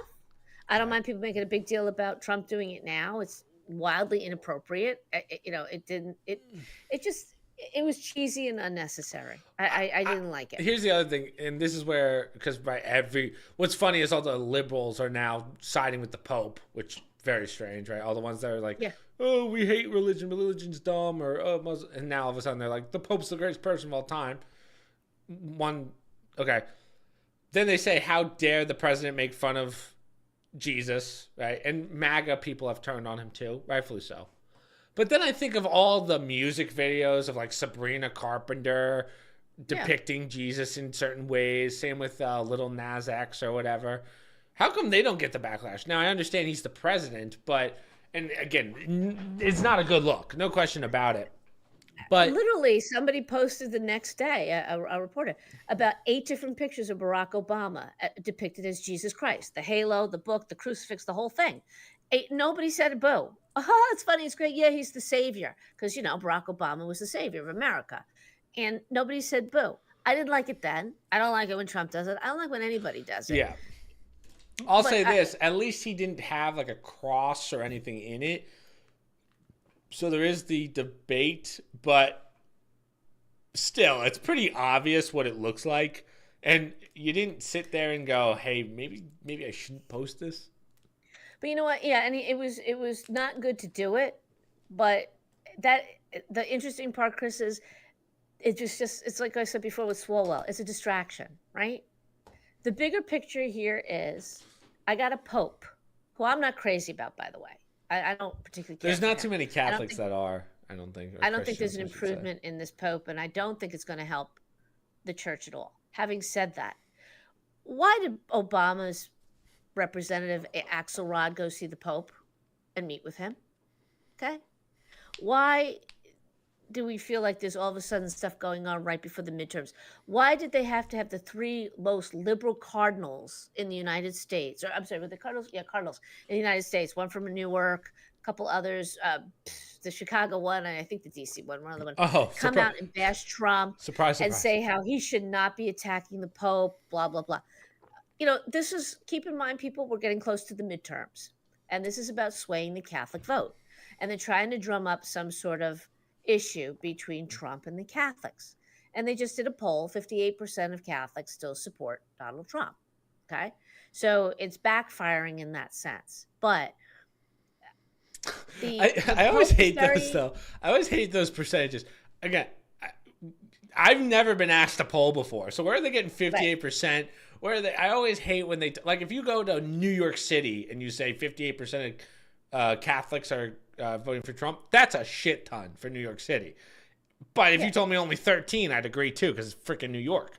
So I can't believe polls anymore. I'm getting But sick of the that polls. right, But go but ahead. still, that's the point of this. It has nothing to do with wars or anything. It's about making the president look bad. The man is ending a threat in the Middle East, okay? And while this is they've been ripping into the Pope left and right over his comments regarding the Muslim faith and his comments about migration and whatnot. I've seen 3 memes of the walls around the Vatican. Those walls were built by a Pope Leo, I forget which one, because of the Muslim invaders to keep them out of the Vatican because they were going to take over the Vatican. So it's pretty rich coming from somebody, whether it's this Pope or any Pope, lecturing us about walls when they literally live behind walls that were built to keep the Muslims out, right? Right. And I read a very long article today from Cardinal Vigano, who That was is during the fall of Rome, very, right? pardon me? I think those were built during the fall of Rome, right? When mass I don't migration remember started when, but happening. when one of the invasions, it kept the Muslims out. But the reality is, and it's interesting because it's drumming up a lot of history that people may not want to. It's inconvenient. Yeah. Do we all realize that all these Turkey was Christian for many, many years? All these areas in the Middle East were Christian, and now they are no longer. That's a product of the Catholic Church and their presence in the world. We've talked about this in the podcast, Christians are being persecuted all over. And I got a Pope who's going to stand there and tell us how, it's a religion of the Muslim is we need to work more with them and outreach more. And that's captioned with people posting the hanging woman and her children in Nigeria Yeah. right now. Tell me again how this is a peaceful religion. We have a different perspective, although it's changing here too, because we're seeing a side of that religion we're not happy with. I've talked about before. So for a Pope of the Catholic faith who is focusing on our president, who's trying to protect a region of the world, including us, and is supported by the people in this country based on our election and what he stood for, to have him go after us and say, war is bad and I don't care what the president says, but I'm not political. You're totally political. That you would get involved in this instead of standing up and saying, hey, could we stop murdering Christians Yeah. around the world? Instead of telling me how, what, or how about the Ukraine war? How about you talk to me about that? So I think this is very, I think one thing the Pope Trump said that I think is true. We weren't going to have an American Pope. They only did that to counter Trump because they knew the Catholic Church knew how powerful Oh, a that's voice a he good was going point. to I be. never even thought of that. Yeah. Yeah, and he's from Chicago. Yeah. A Okay, very Republican city. regardless of Republican Democrat. Yeah. I mean, he is from a certain ilk. He spent a lot of his time, I believe, in Venezuela, right?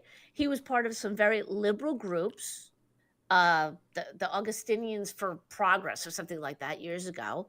So his whole life, he's had sort of I don't know, liberal leaning. Okay. And now he's head of the Catholic Church. All right, I'll cut you slack. But I'm trying to square this. The Our president, like it or not, he has ended 10 wars around the world. 9. 10 of them. I think, 9 and I working on think this will 10 be more. 10. Yeah. Yeah.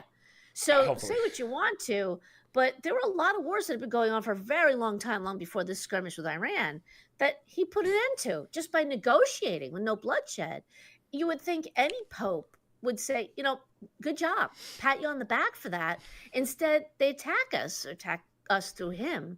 And I just shake my head saying, don't tell me you're not political. Why are you meeting with Axelrod?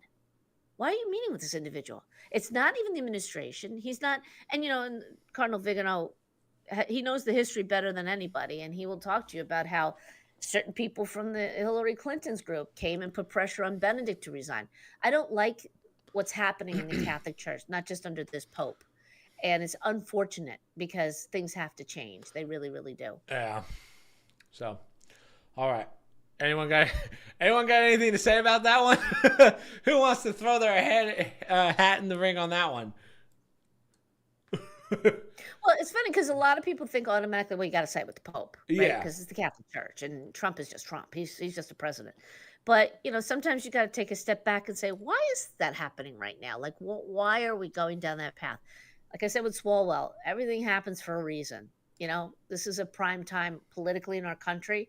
And it's just interesting that all of a sudden this Pope who says, "Oh, I don't want to be political," starts getting into politics.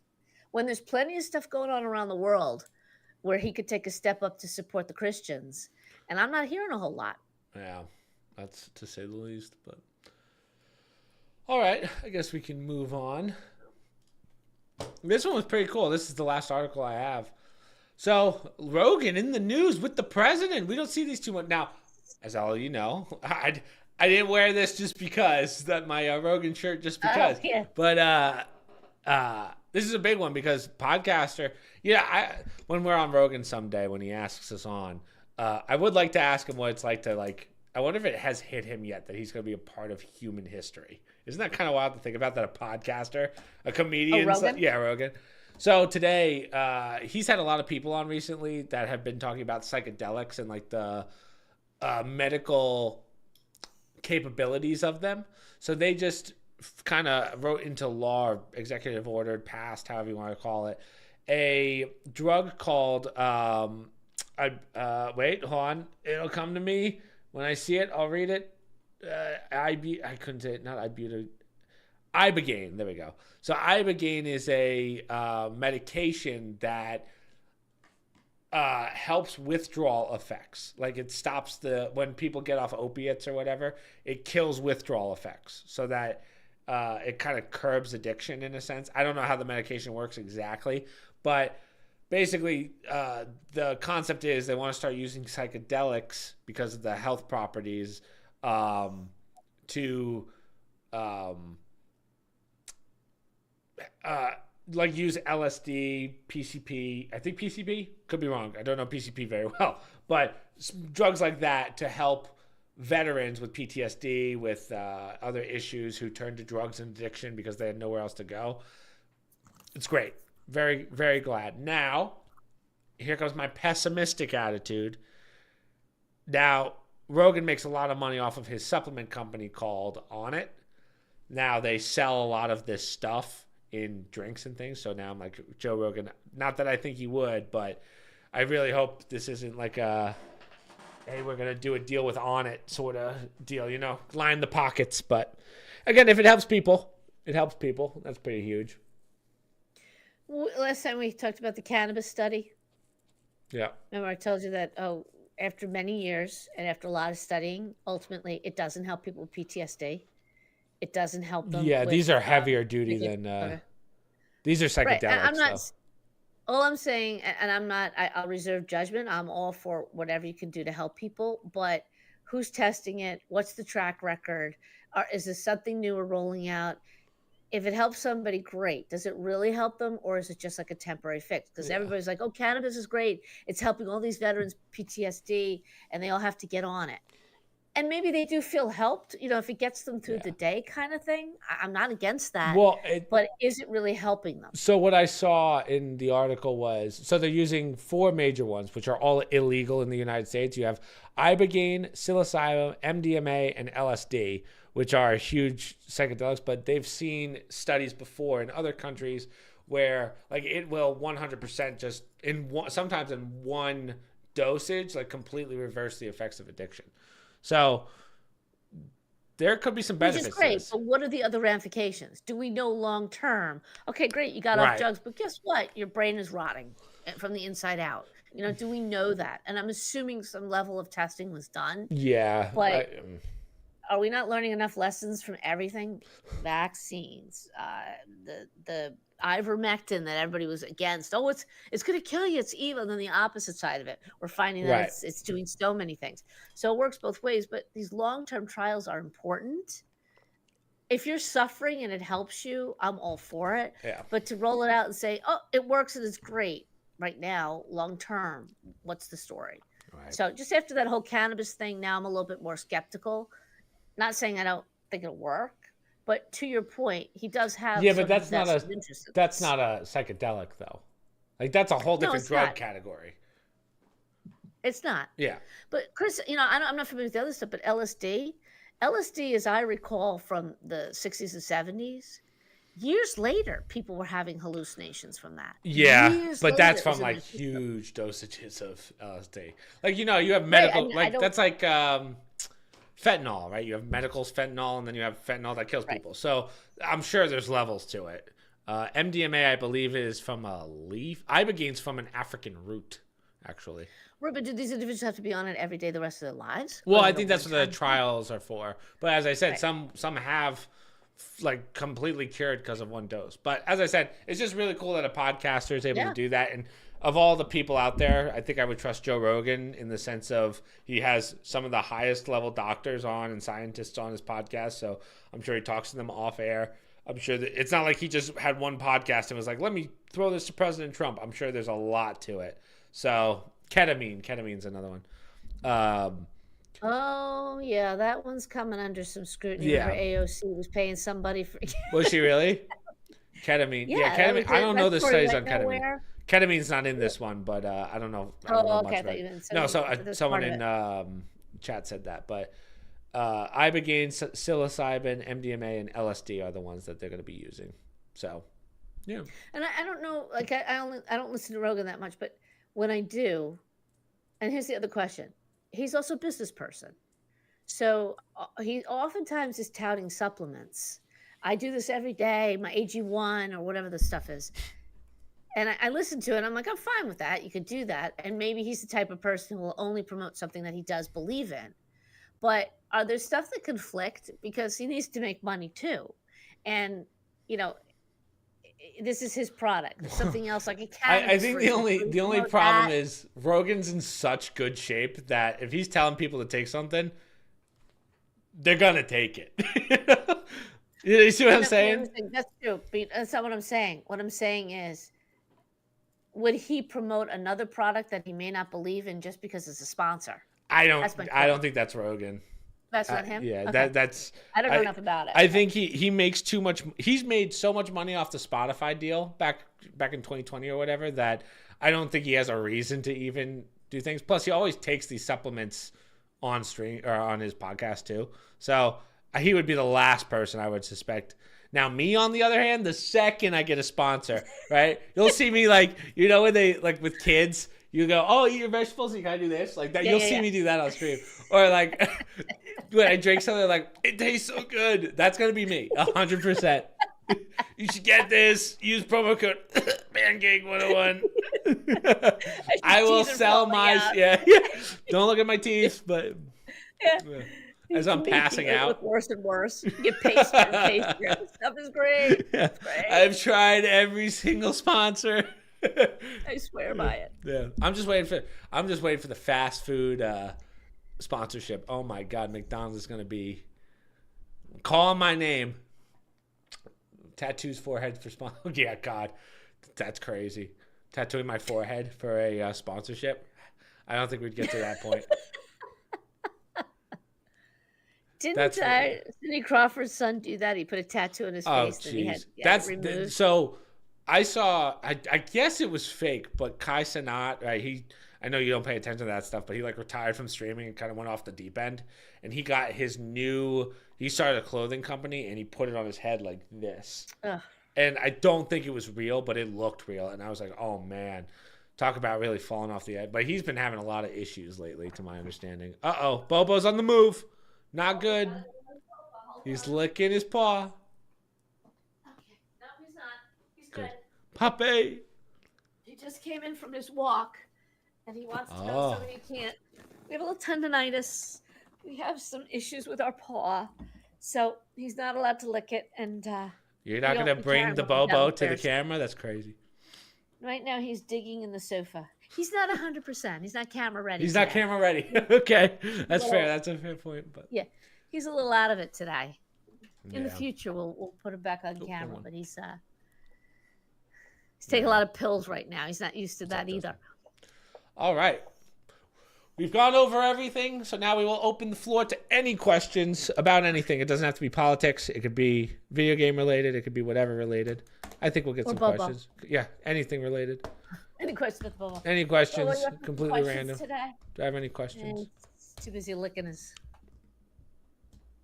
other foot. Is there anything Bobo's not licking? No. Grandma with a cat. He had X-rays too with his legs. Oh. We went. Just the front ones to check them out. So anyhow, you got a busy week ahead. Yeah, Dad comes tomorrow. It's gonna be sick. You're gonna miss out, Ma. He keeps trying to get me to come in the back of the car with the dog. He's like, you could come with me. No, I can't. No. No thrill. 9 hours in the car with a. Yeah, after twice in 2 weeks. I know, right? I'm like, no, I did there. Been there, done that. I think I need a little break. I'll go down again down the road, but. Yeah, I have some potential travel later in the week, so this is gonna be a pretty busy week for me. So I won't be streaming till minimum Thursday, which sucks, but it's okay. I don't like streaming. Keeps when you out Dad's of there. trouble. Yeah. I don't like streaming when Dad's here because he's like, "Can I get on camera? Can I get on camera? Can I get on?" Try to get Dad into video games. It's coming soon. I don't know. Do you have stuff to do when he's down there? You got plans? What do we have to do? Entertain? No, I don't know. We haven't really planned too many things. I don't know what Dad wants to do. I know he wants to watch that S4 movie, but question: Chinese food. What about Chinese food? Oh, now you're speaking my language. What do you want to know about Chinese food? What my order is? While you're reading it, I get like those local memes, local message boards where people post stuff locally. And somebody was going off on the Chinese food around here. They're like, what happened to the Chinese food? And they listed all the places on there and how this one's bad. This one's bad. Did you look at it like, please not ours, please not ours? I'm like, well, no, ours were, our classic one that was right down the street that closed. I mean, that was an excellent Chinese food place. That Golden place Palace. Those people were sick. Also, didn't we? Isn't it hilarious how for years we thought that our neighbor Ko was the owner of that, and then we found out that Ko was not even Chinese, and he was not the owner of that. He didn't even own a restaurant. Oh, we love Ko, but God, that was not good. For 10 years we thought he owned that restaurant, and then it turns out, nope. Wasn't him. Hey, we're racist. I know, basically. It's okay. We're good friends with him now. But our Chinese food place here is really good. I like that place. I think it's everything. Our original, what was it? Golden Palace right here in town. Our original Golden Palace was the bar. I swear, nothing's come close to that. Everything was always good. Ours is pretty damn good. I can't think of anything. They don't have like a good sweet and sour pork. Or no, I'm sorry. They don't have the assortment. They don't have the assortment in the pork fried rice. Like it's just peas, carrots, and like I need some onion in there. I need some stuff. Well, I mean, I find some of them the egg rolls are good or the rice is good, but I can't find a place that has it all. I say this joke all the time. I swear to God, all of the Chinese food places in certain areas, like they get together, they say, listen, we're going to have the best egg rolls. You're going to have the best, like you can't get it all in one place. They talk to each other, I'm telling you. Why does everything taste the same except for one thing? Golden Palace did, and freaking COVID ended it. Yeah, they were the standard, which is crazy. Yeah. They left before COVID. They must have known something. And they closed down. I'm like, oh, man. I hope they had come back. They would come back, and they never did. Well, I think so. Now the hunt continues. But now I don't feel so bad because so many other people were posting every place around here. All of them we've gone to. This one stinks. That one stinks. I can't find a good Chinese food place. I'm like, yeah, I agree. Yeah.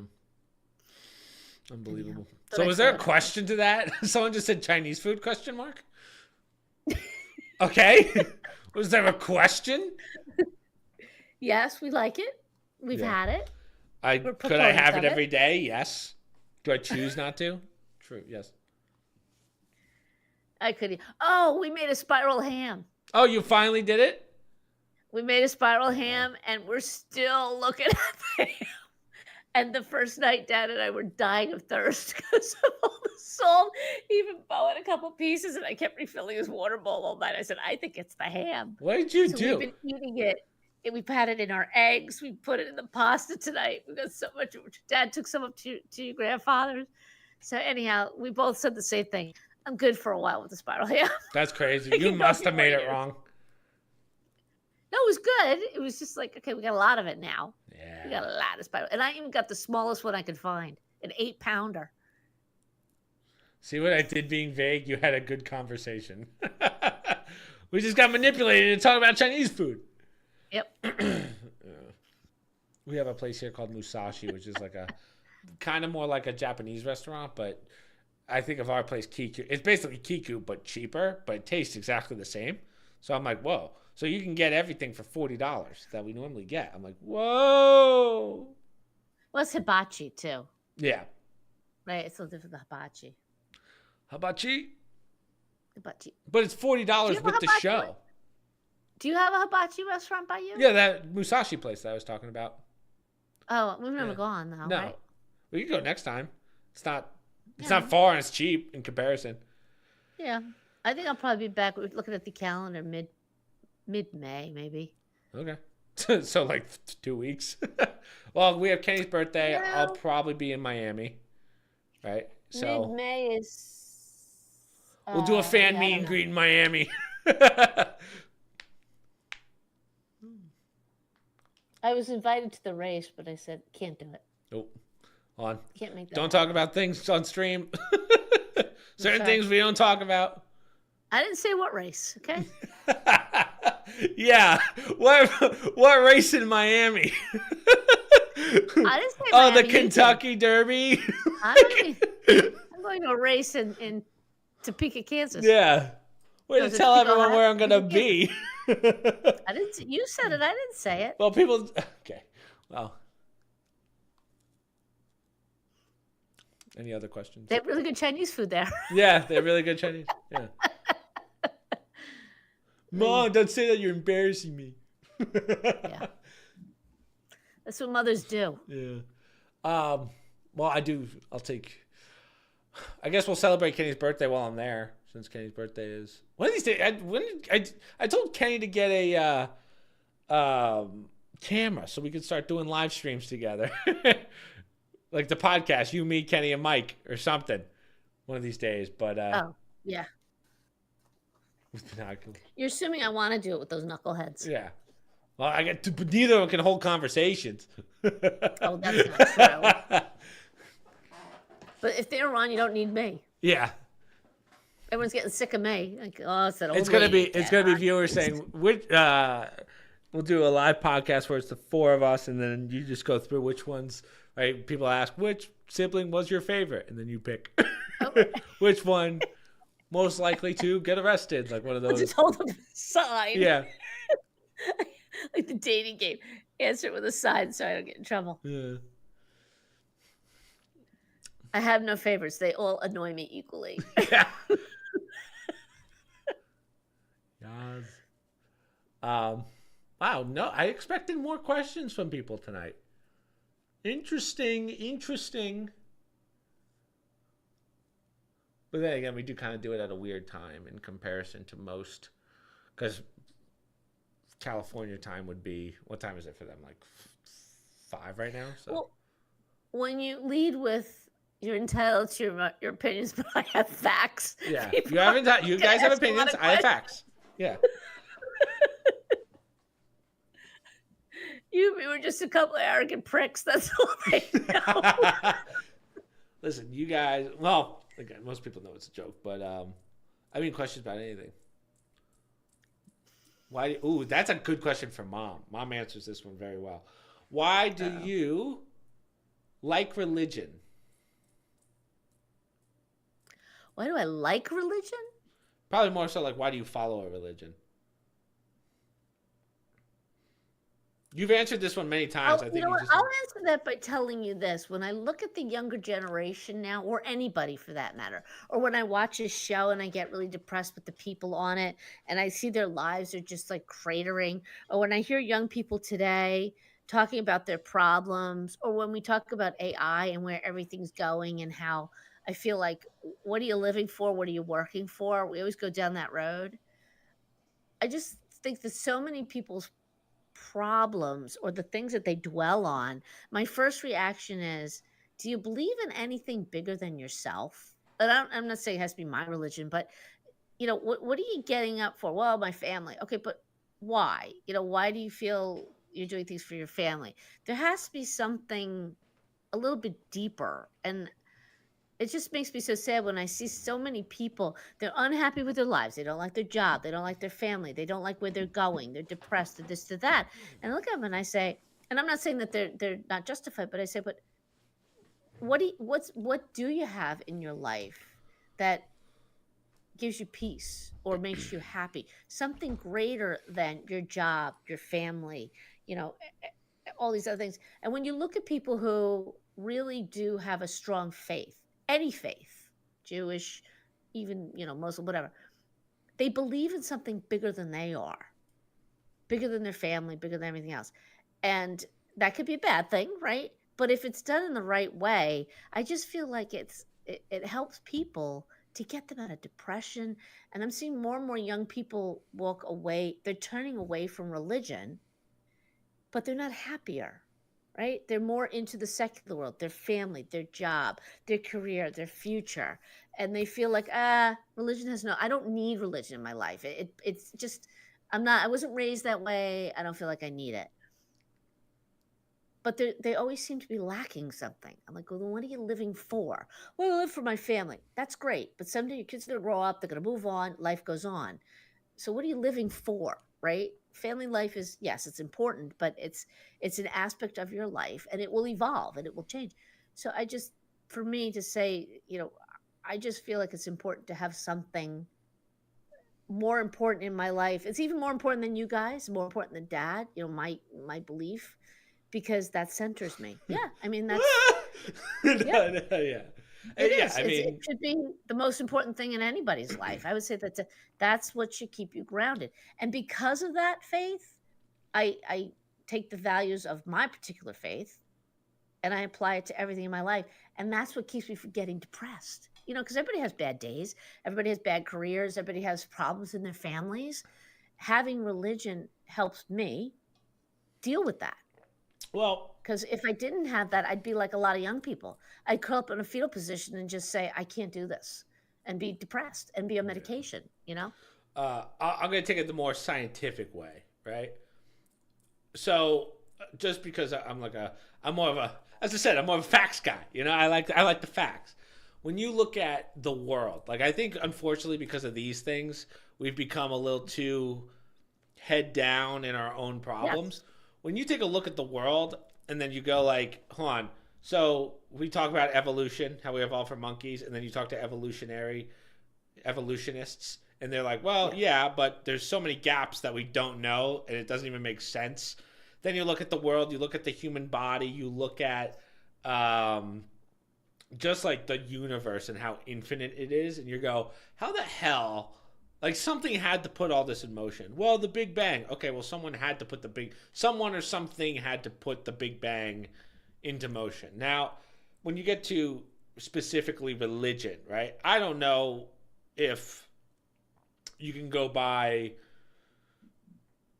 a specific religion, but I'm more of a history person, and we have history that Jesus was a person who was executed 2,000 years ago. We have historical evidence from the prison texts back then that there's a couple Jesuses, blah, blah, blah, but something happened there. There was a guy, the accounts from the apostles back then who we know historically existed, all that stuff is there.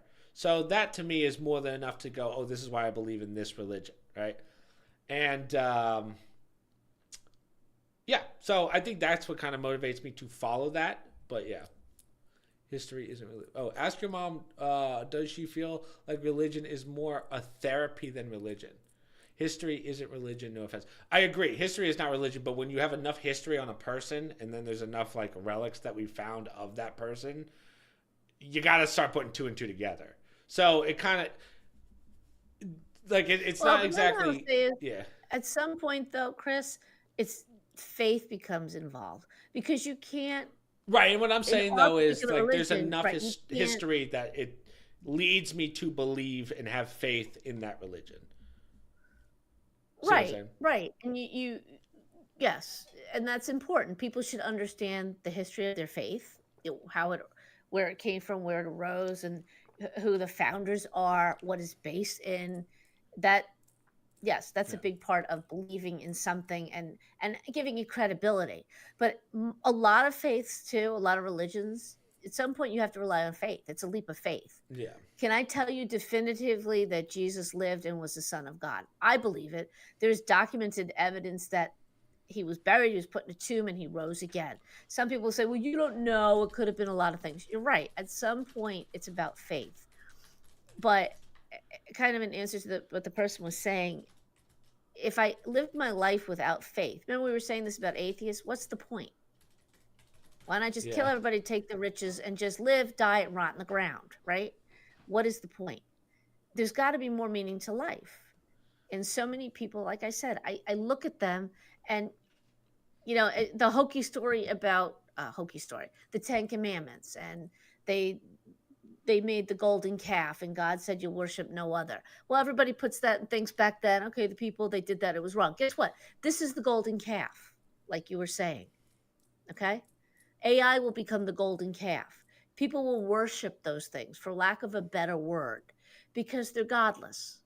There's no God. I don't need God. I've got a cell phone. I've got AI. I've got all these things.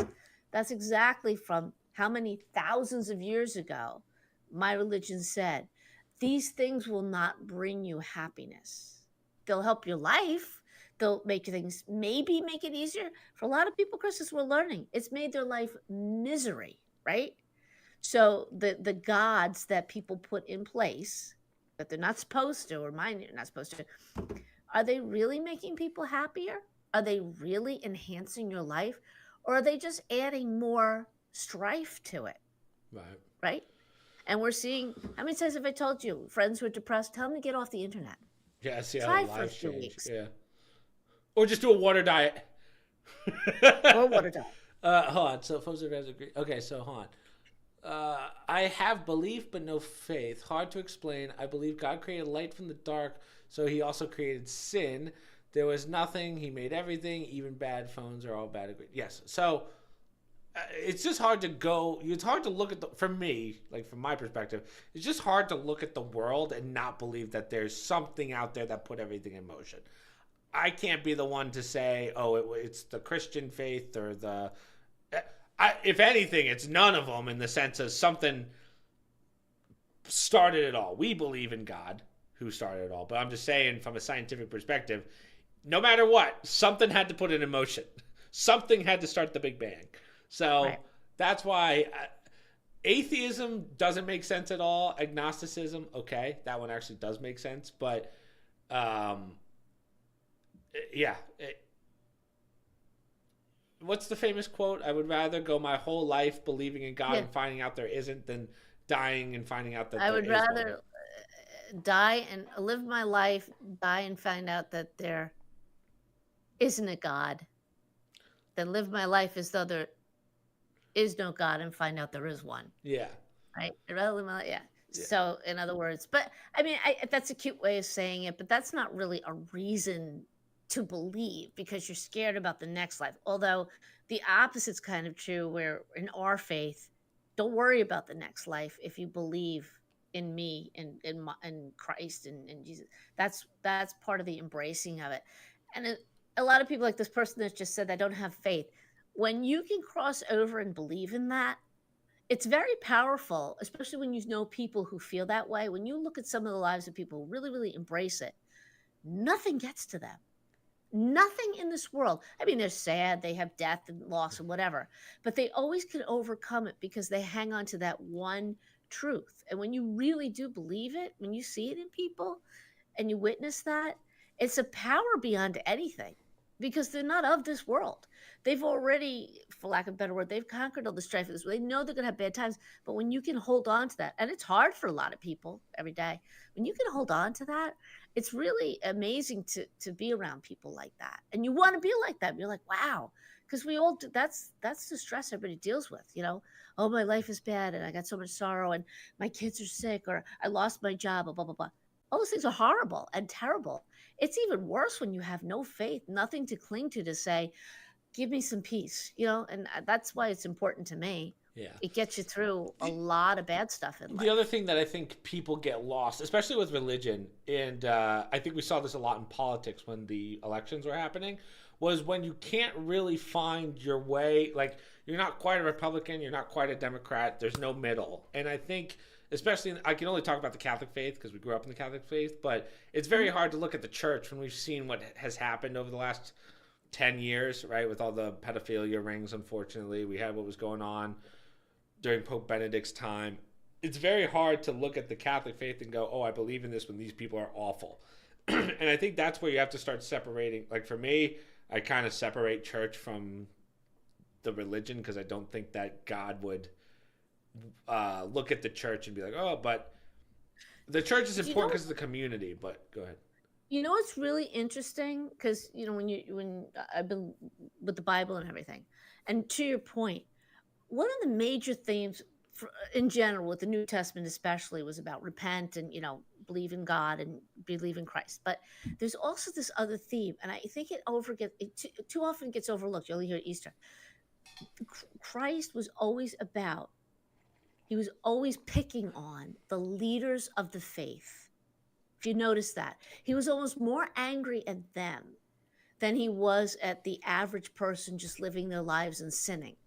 He would go after the leaders all the time. It was almost like a message to all of us. And it's a universal message. These are just men. Pope's just a man, right? Right.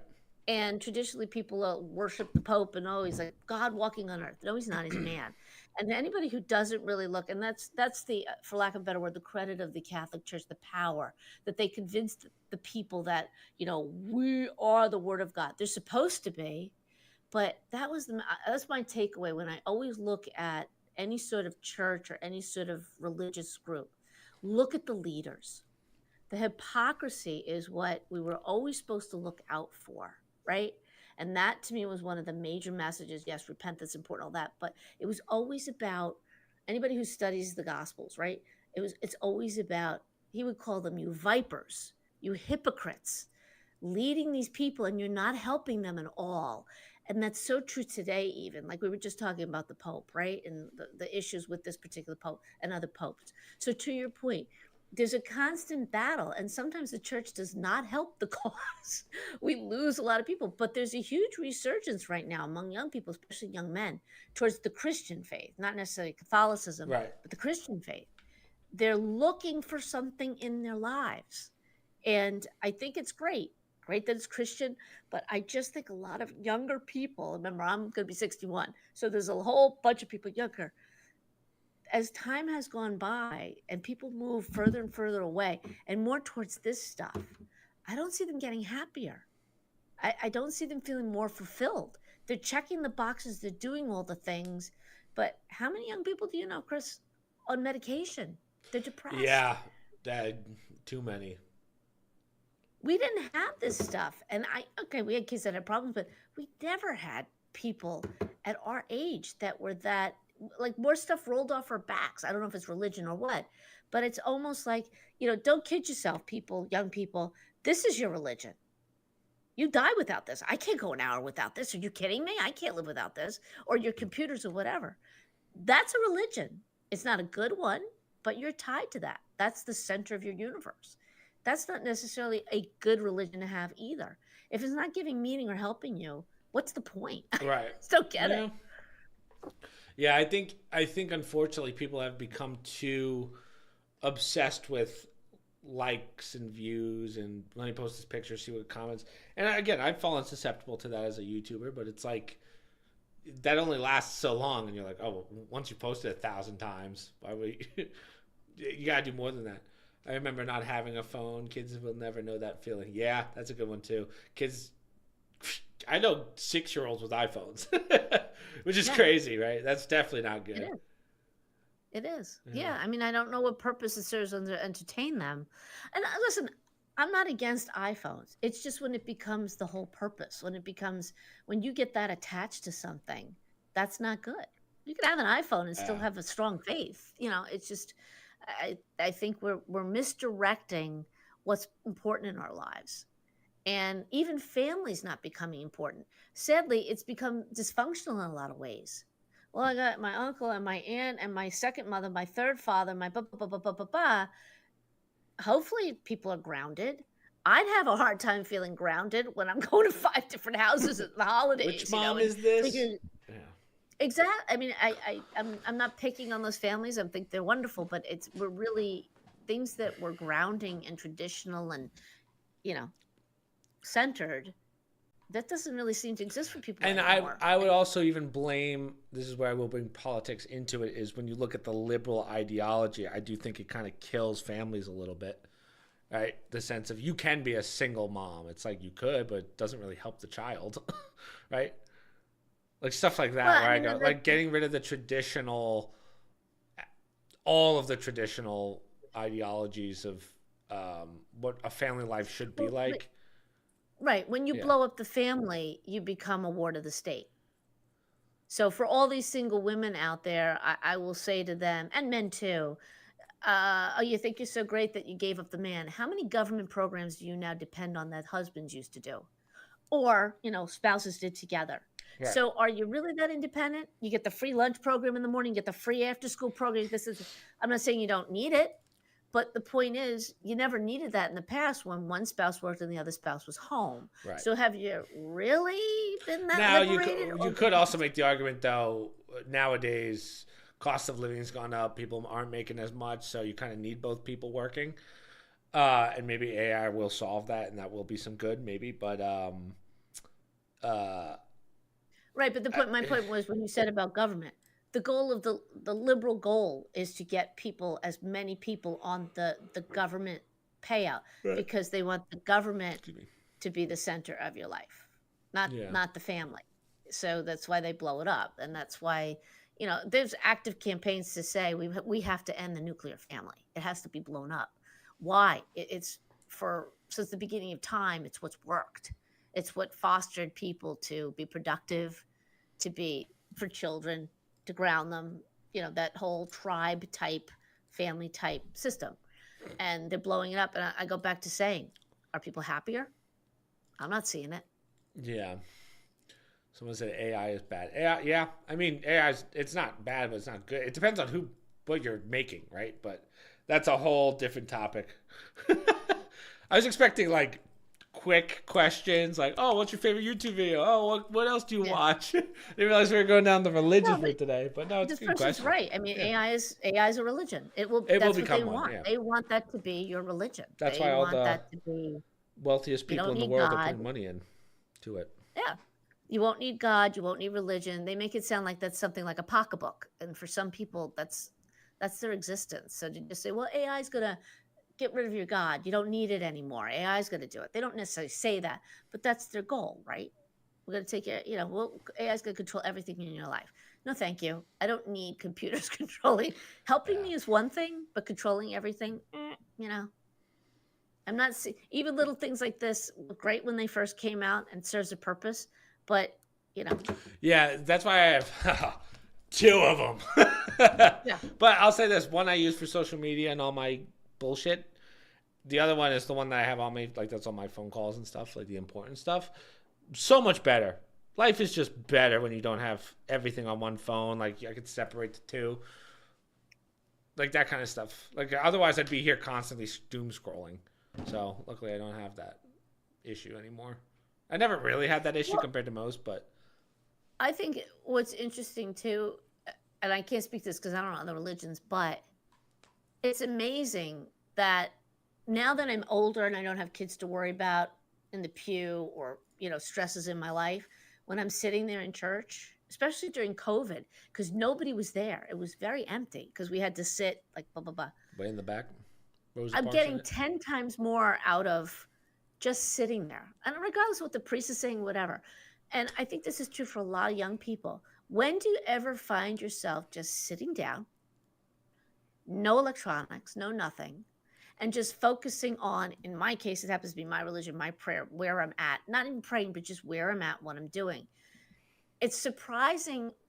It's edgy at first for you guys because you're not used to it, but it's almost like you're mastering like a total self-control that you don't get with electronics. They're shut off. They're not even in the space with you. And just to sit there for 45 minutes, because I don't think anybody can do an hour anymore, and to just focus on nothing else but something more important than you and your life and your problems. I wish people would just practice, even if you just do 15 minutes, a half hour, 45 minutes. Yeah. Shut off the social media, shut off the phone, shut off everything, or put it on mute, whatever. And just do that in any church, any place where you're just focusing something, not on all your worries, your woes, and the future, Yeah. whatever. Just in the moment. It's funny, not kind of related to what you said, but like I went to dinner the other day with some friends and my cousin. Yeah. And not so much my cousin, but the girl next to me who's younger, she's 22. She's on her phone the whole time. Me and Gabby, who I sat across, I mean, she and I talked for 2 hours straight, no cell phones. Like, you can tell the difference. And let me tell you who seems happier. You know? Take a guess. Right. Let's go to sleep, but it doesn't shut it up. Yeah. So. All right. Well, guys, we just did 2 hours. I would take more questions, but I thought that we were going to do quick questions, but we got some stuff we got to do. I still got to clean my apartment for my father. Daddy, no. for my dad. Yeah. Well, I don't want it to be too much of a mess, but I also have to make sure. How bad is it? I have to make sure. I have to iron. I have to do some stuff. I don't want Dad to come. Yeah. Oh, I gotta get Pepsis in the fridge, otherwise he'll beat my ass. Yeah, that's true. I told him you don't need Pepsis. Chris got a ton of those. Yeah. I was like, this gave me more therapy. Yeah, basically. So, yeah, I got that to do. I have so many recordings I have to do tomorrow. This weekend went from, it's not going to be that busy to very busy. So. Yeah, it's good. I think things are going to start picking up soon for you Yeah, guys. so we got, things are going to change. And hopefully we can start talking about the stuff that we're doing. Don't have to make it as secretive anymore on stream after the last 2 years, but see what changes happen. Hey, what's wrong with what I bring, huh?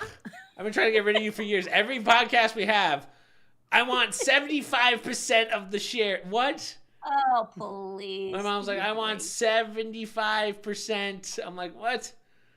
And makeup. That's the other thing. My mom wants hair and makeup. I'm like, what is the company pissing money? What do we? I'm trying to get a producer so I don't have to read and. Yeah, I don't think your audience realizes I'm like at the dinner table, Russian making dinner, eating. I'm like, I got a life. Your dad's looking at me like, you don't work. Why are you like, I gotta get this done. I gotta go walk the dog. Because people need us. Yeah. We are changing lives. Yeah. He's like, you need this pressure? I'm like, not really, no. You're the one that picked 7:30. We could have done it at 8. No, I know. I'm just saying these podcasts, it's not like I just, plunked down in the chair and like, oh, hi, everyone. Rushing to get stuff done. Chris at 7:30. Good thing I didn't tell him 7. I got to get this done. I like to think the Bill O'Reilly scene where you're like, fuck it, we're doing it live. That's how my mom is before every podcast. Yeah. Fuck it, we're doing it live. Oh, God. All right, guys. I mean, we can end it there. Again, religions. I wish we started with the religious stuff because then we could have had more time. But maybe next time we'll start with questions before we do that. I don't know. We'll figure it out. But either way, funny now. I always think that I do too much with religion and I turn people off to it when I bring my religious articles and stuff. Well, when people ask, it's a little different. Yeah, no, it's fine. I'm no expert, but you're right. Yeah, you're pretty damn close when it comes to the Catholic faith. I'd put you up against the Pope. Yeah, I'd put you in a see who knows more. All right, guys, so we'll end it there. As I said, my dad's here, so I probably won't see you guys till Thursday minimum, and I might be traveling. So it's gonna be a rough, as my mom says, life is about to get a lot busier for us probably. So we might have to have a schedule adjustment where I might just put like a calendar out that I have the days that I will be here and won't be here. So, and when I mean travel, I mean lots of travel. So, we'll end it there. The only things I have to promote, I have a bunch of YouTube videos lined up coming out for next week since I won't be here. Go check out tomorrow's video, which isn't out yet, obviously, but I'm working on it. That's not a normal video, so go check that out. The Niho walkthrough, the Lego build, which we're almost done with the mineral set, thank God. And then I think that's pretty much it. So social media, promo codes, stream links, Discord. I will see you guys hopefully Thursday, and you'll see Mom next week on the Not Live podcast. So thanks for joining us, guys.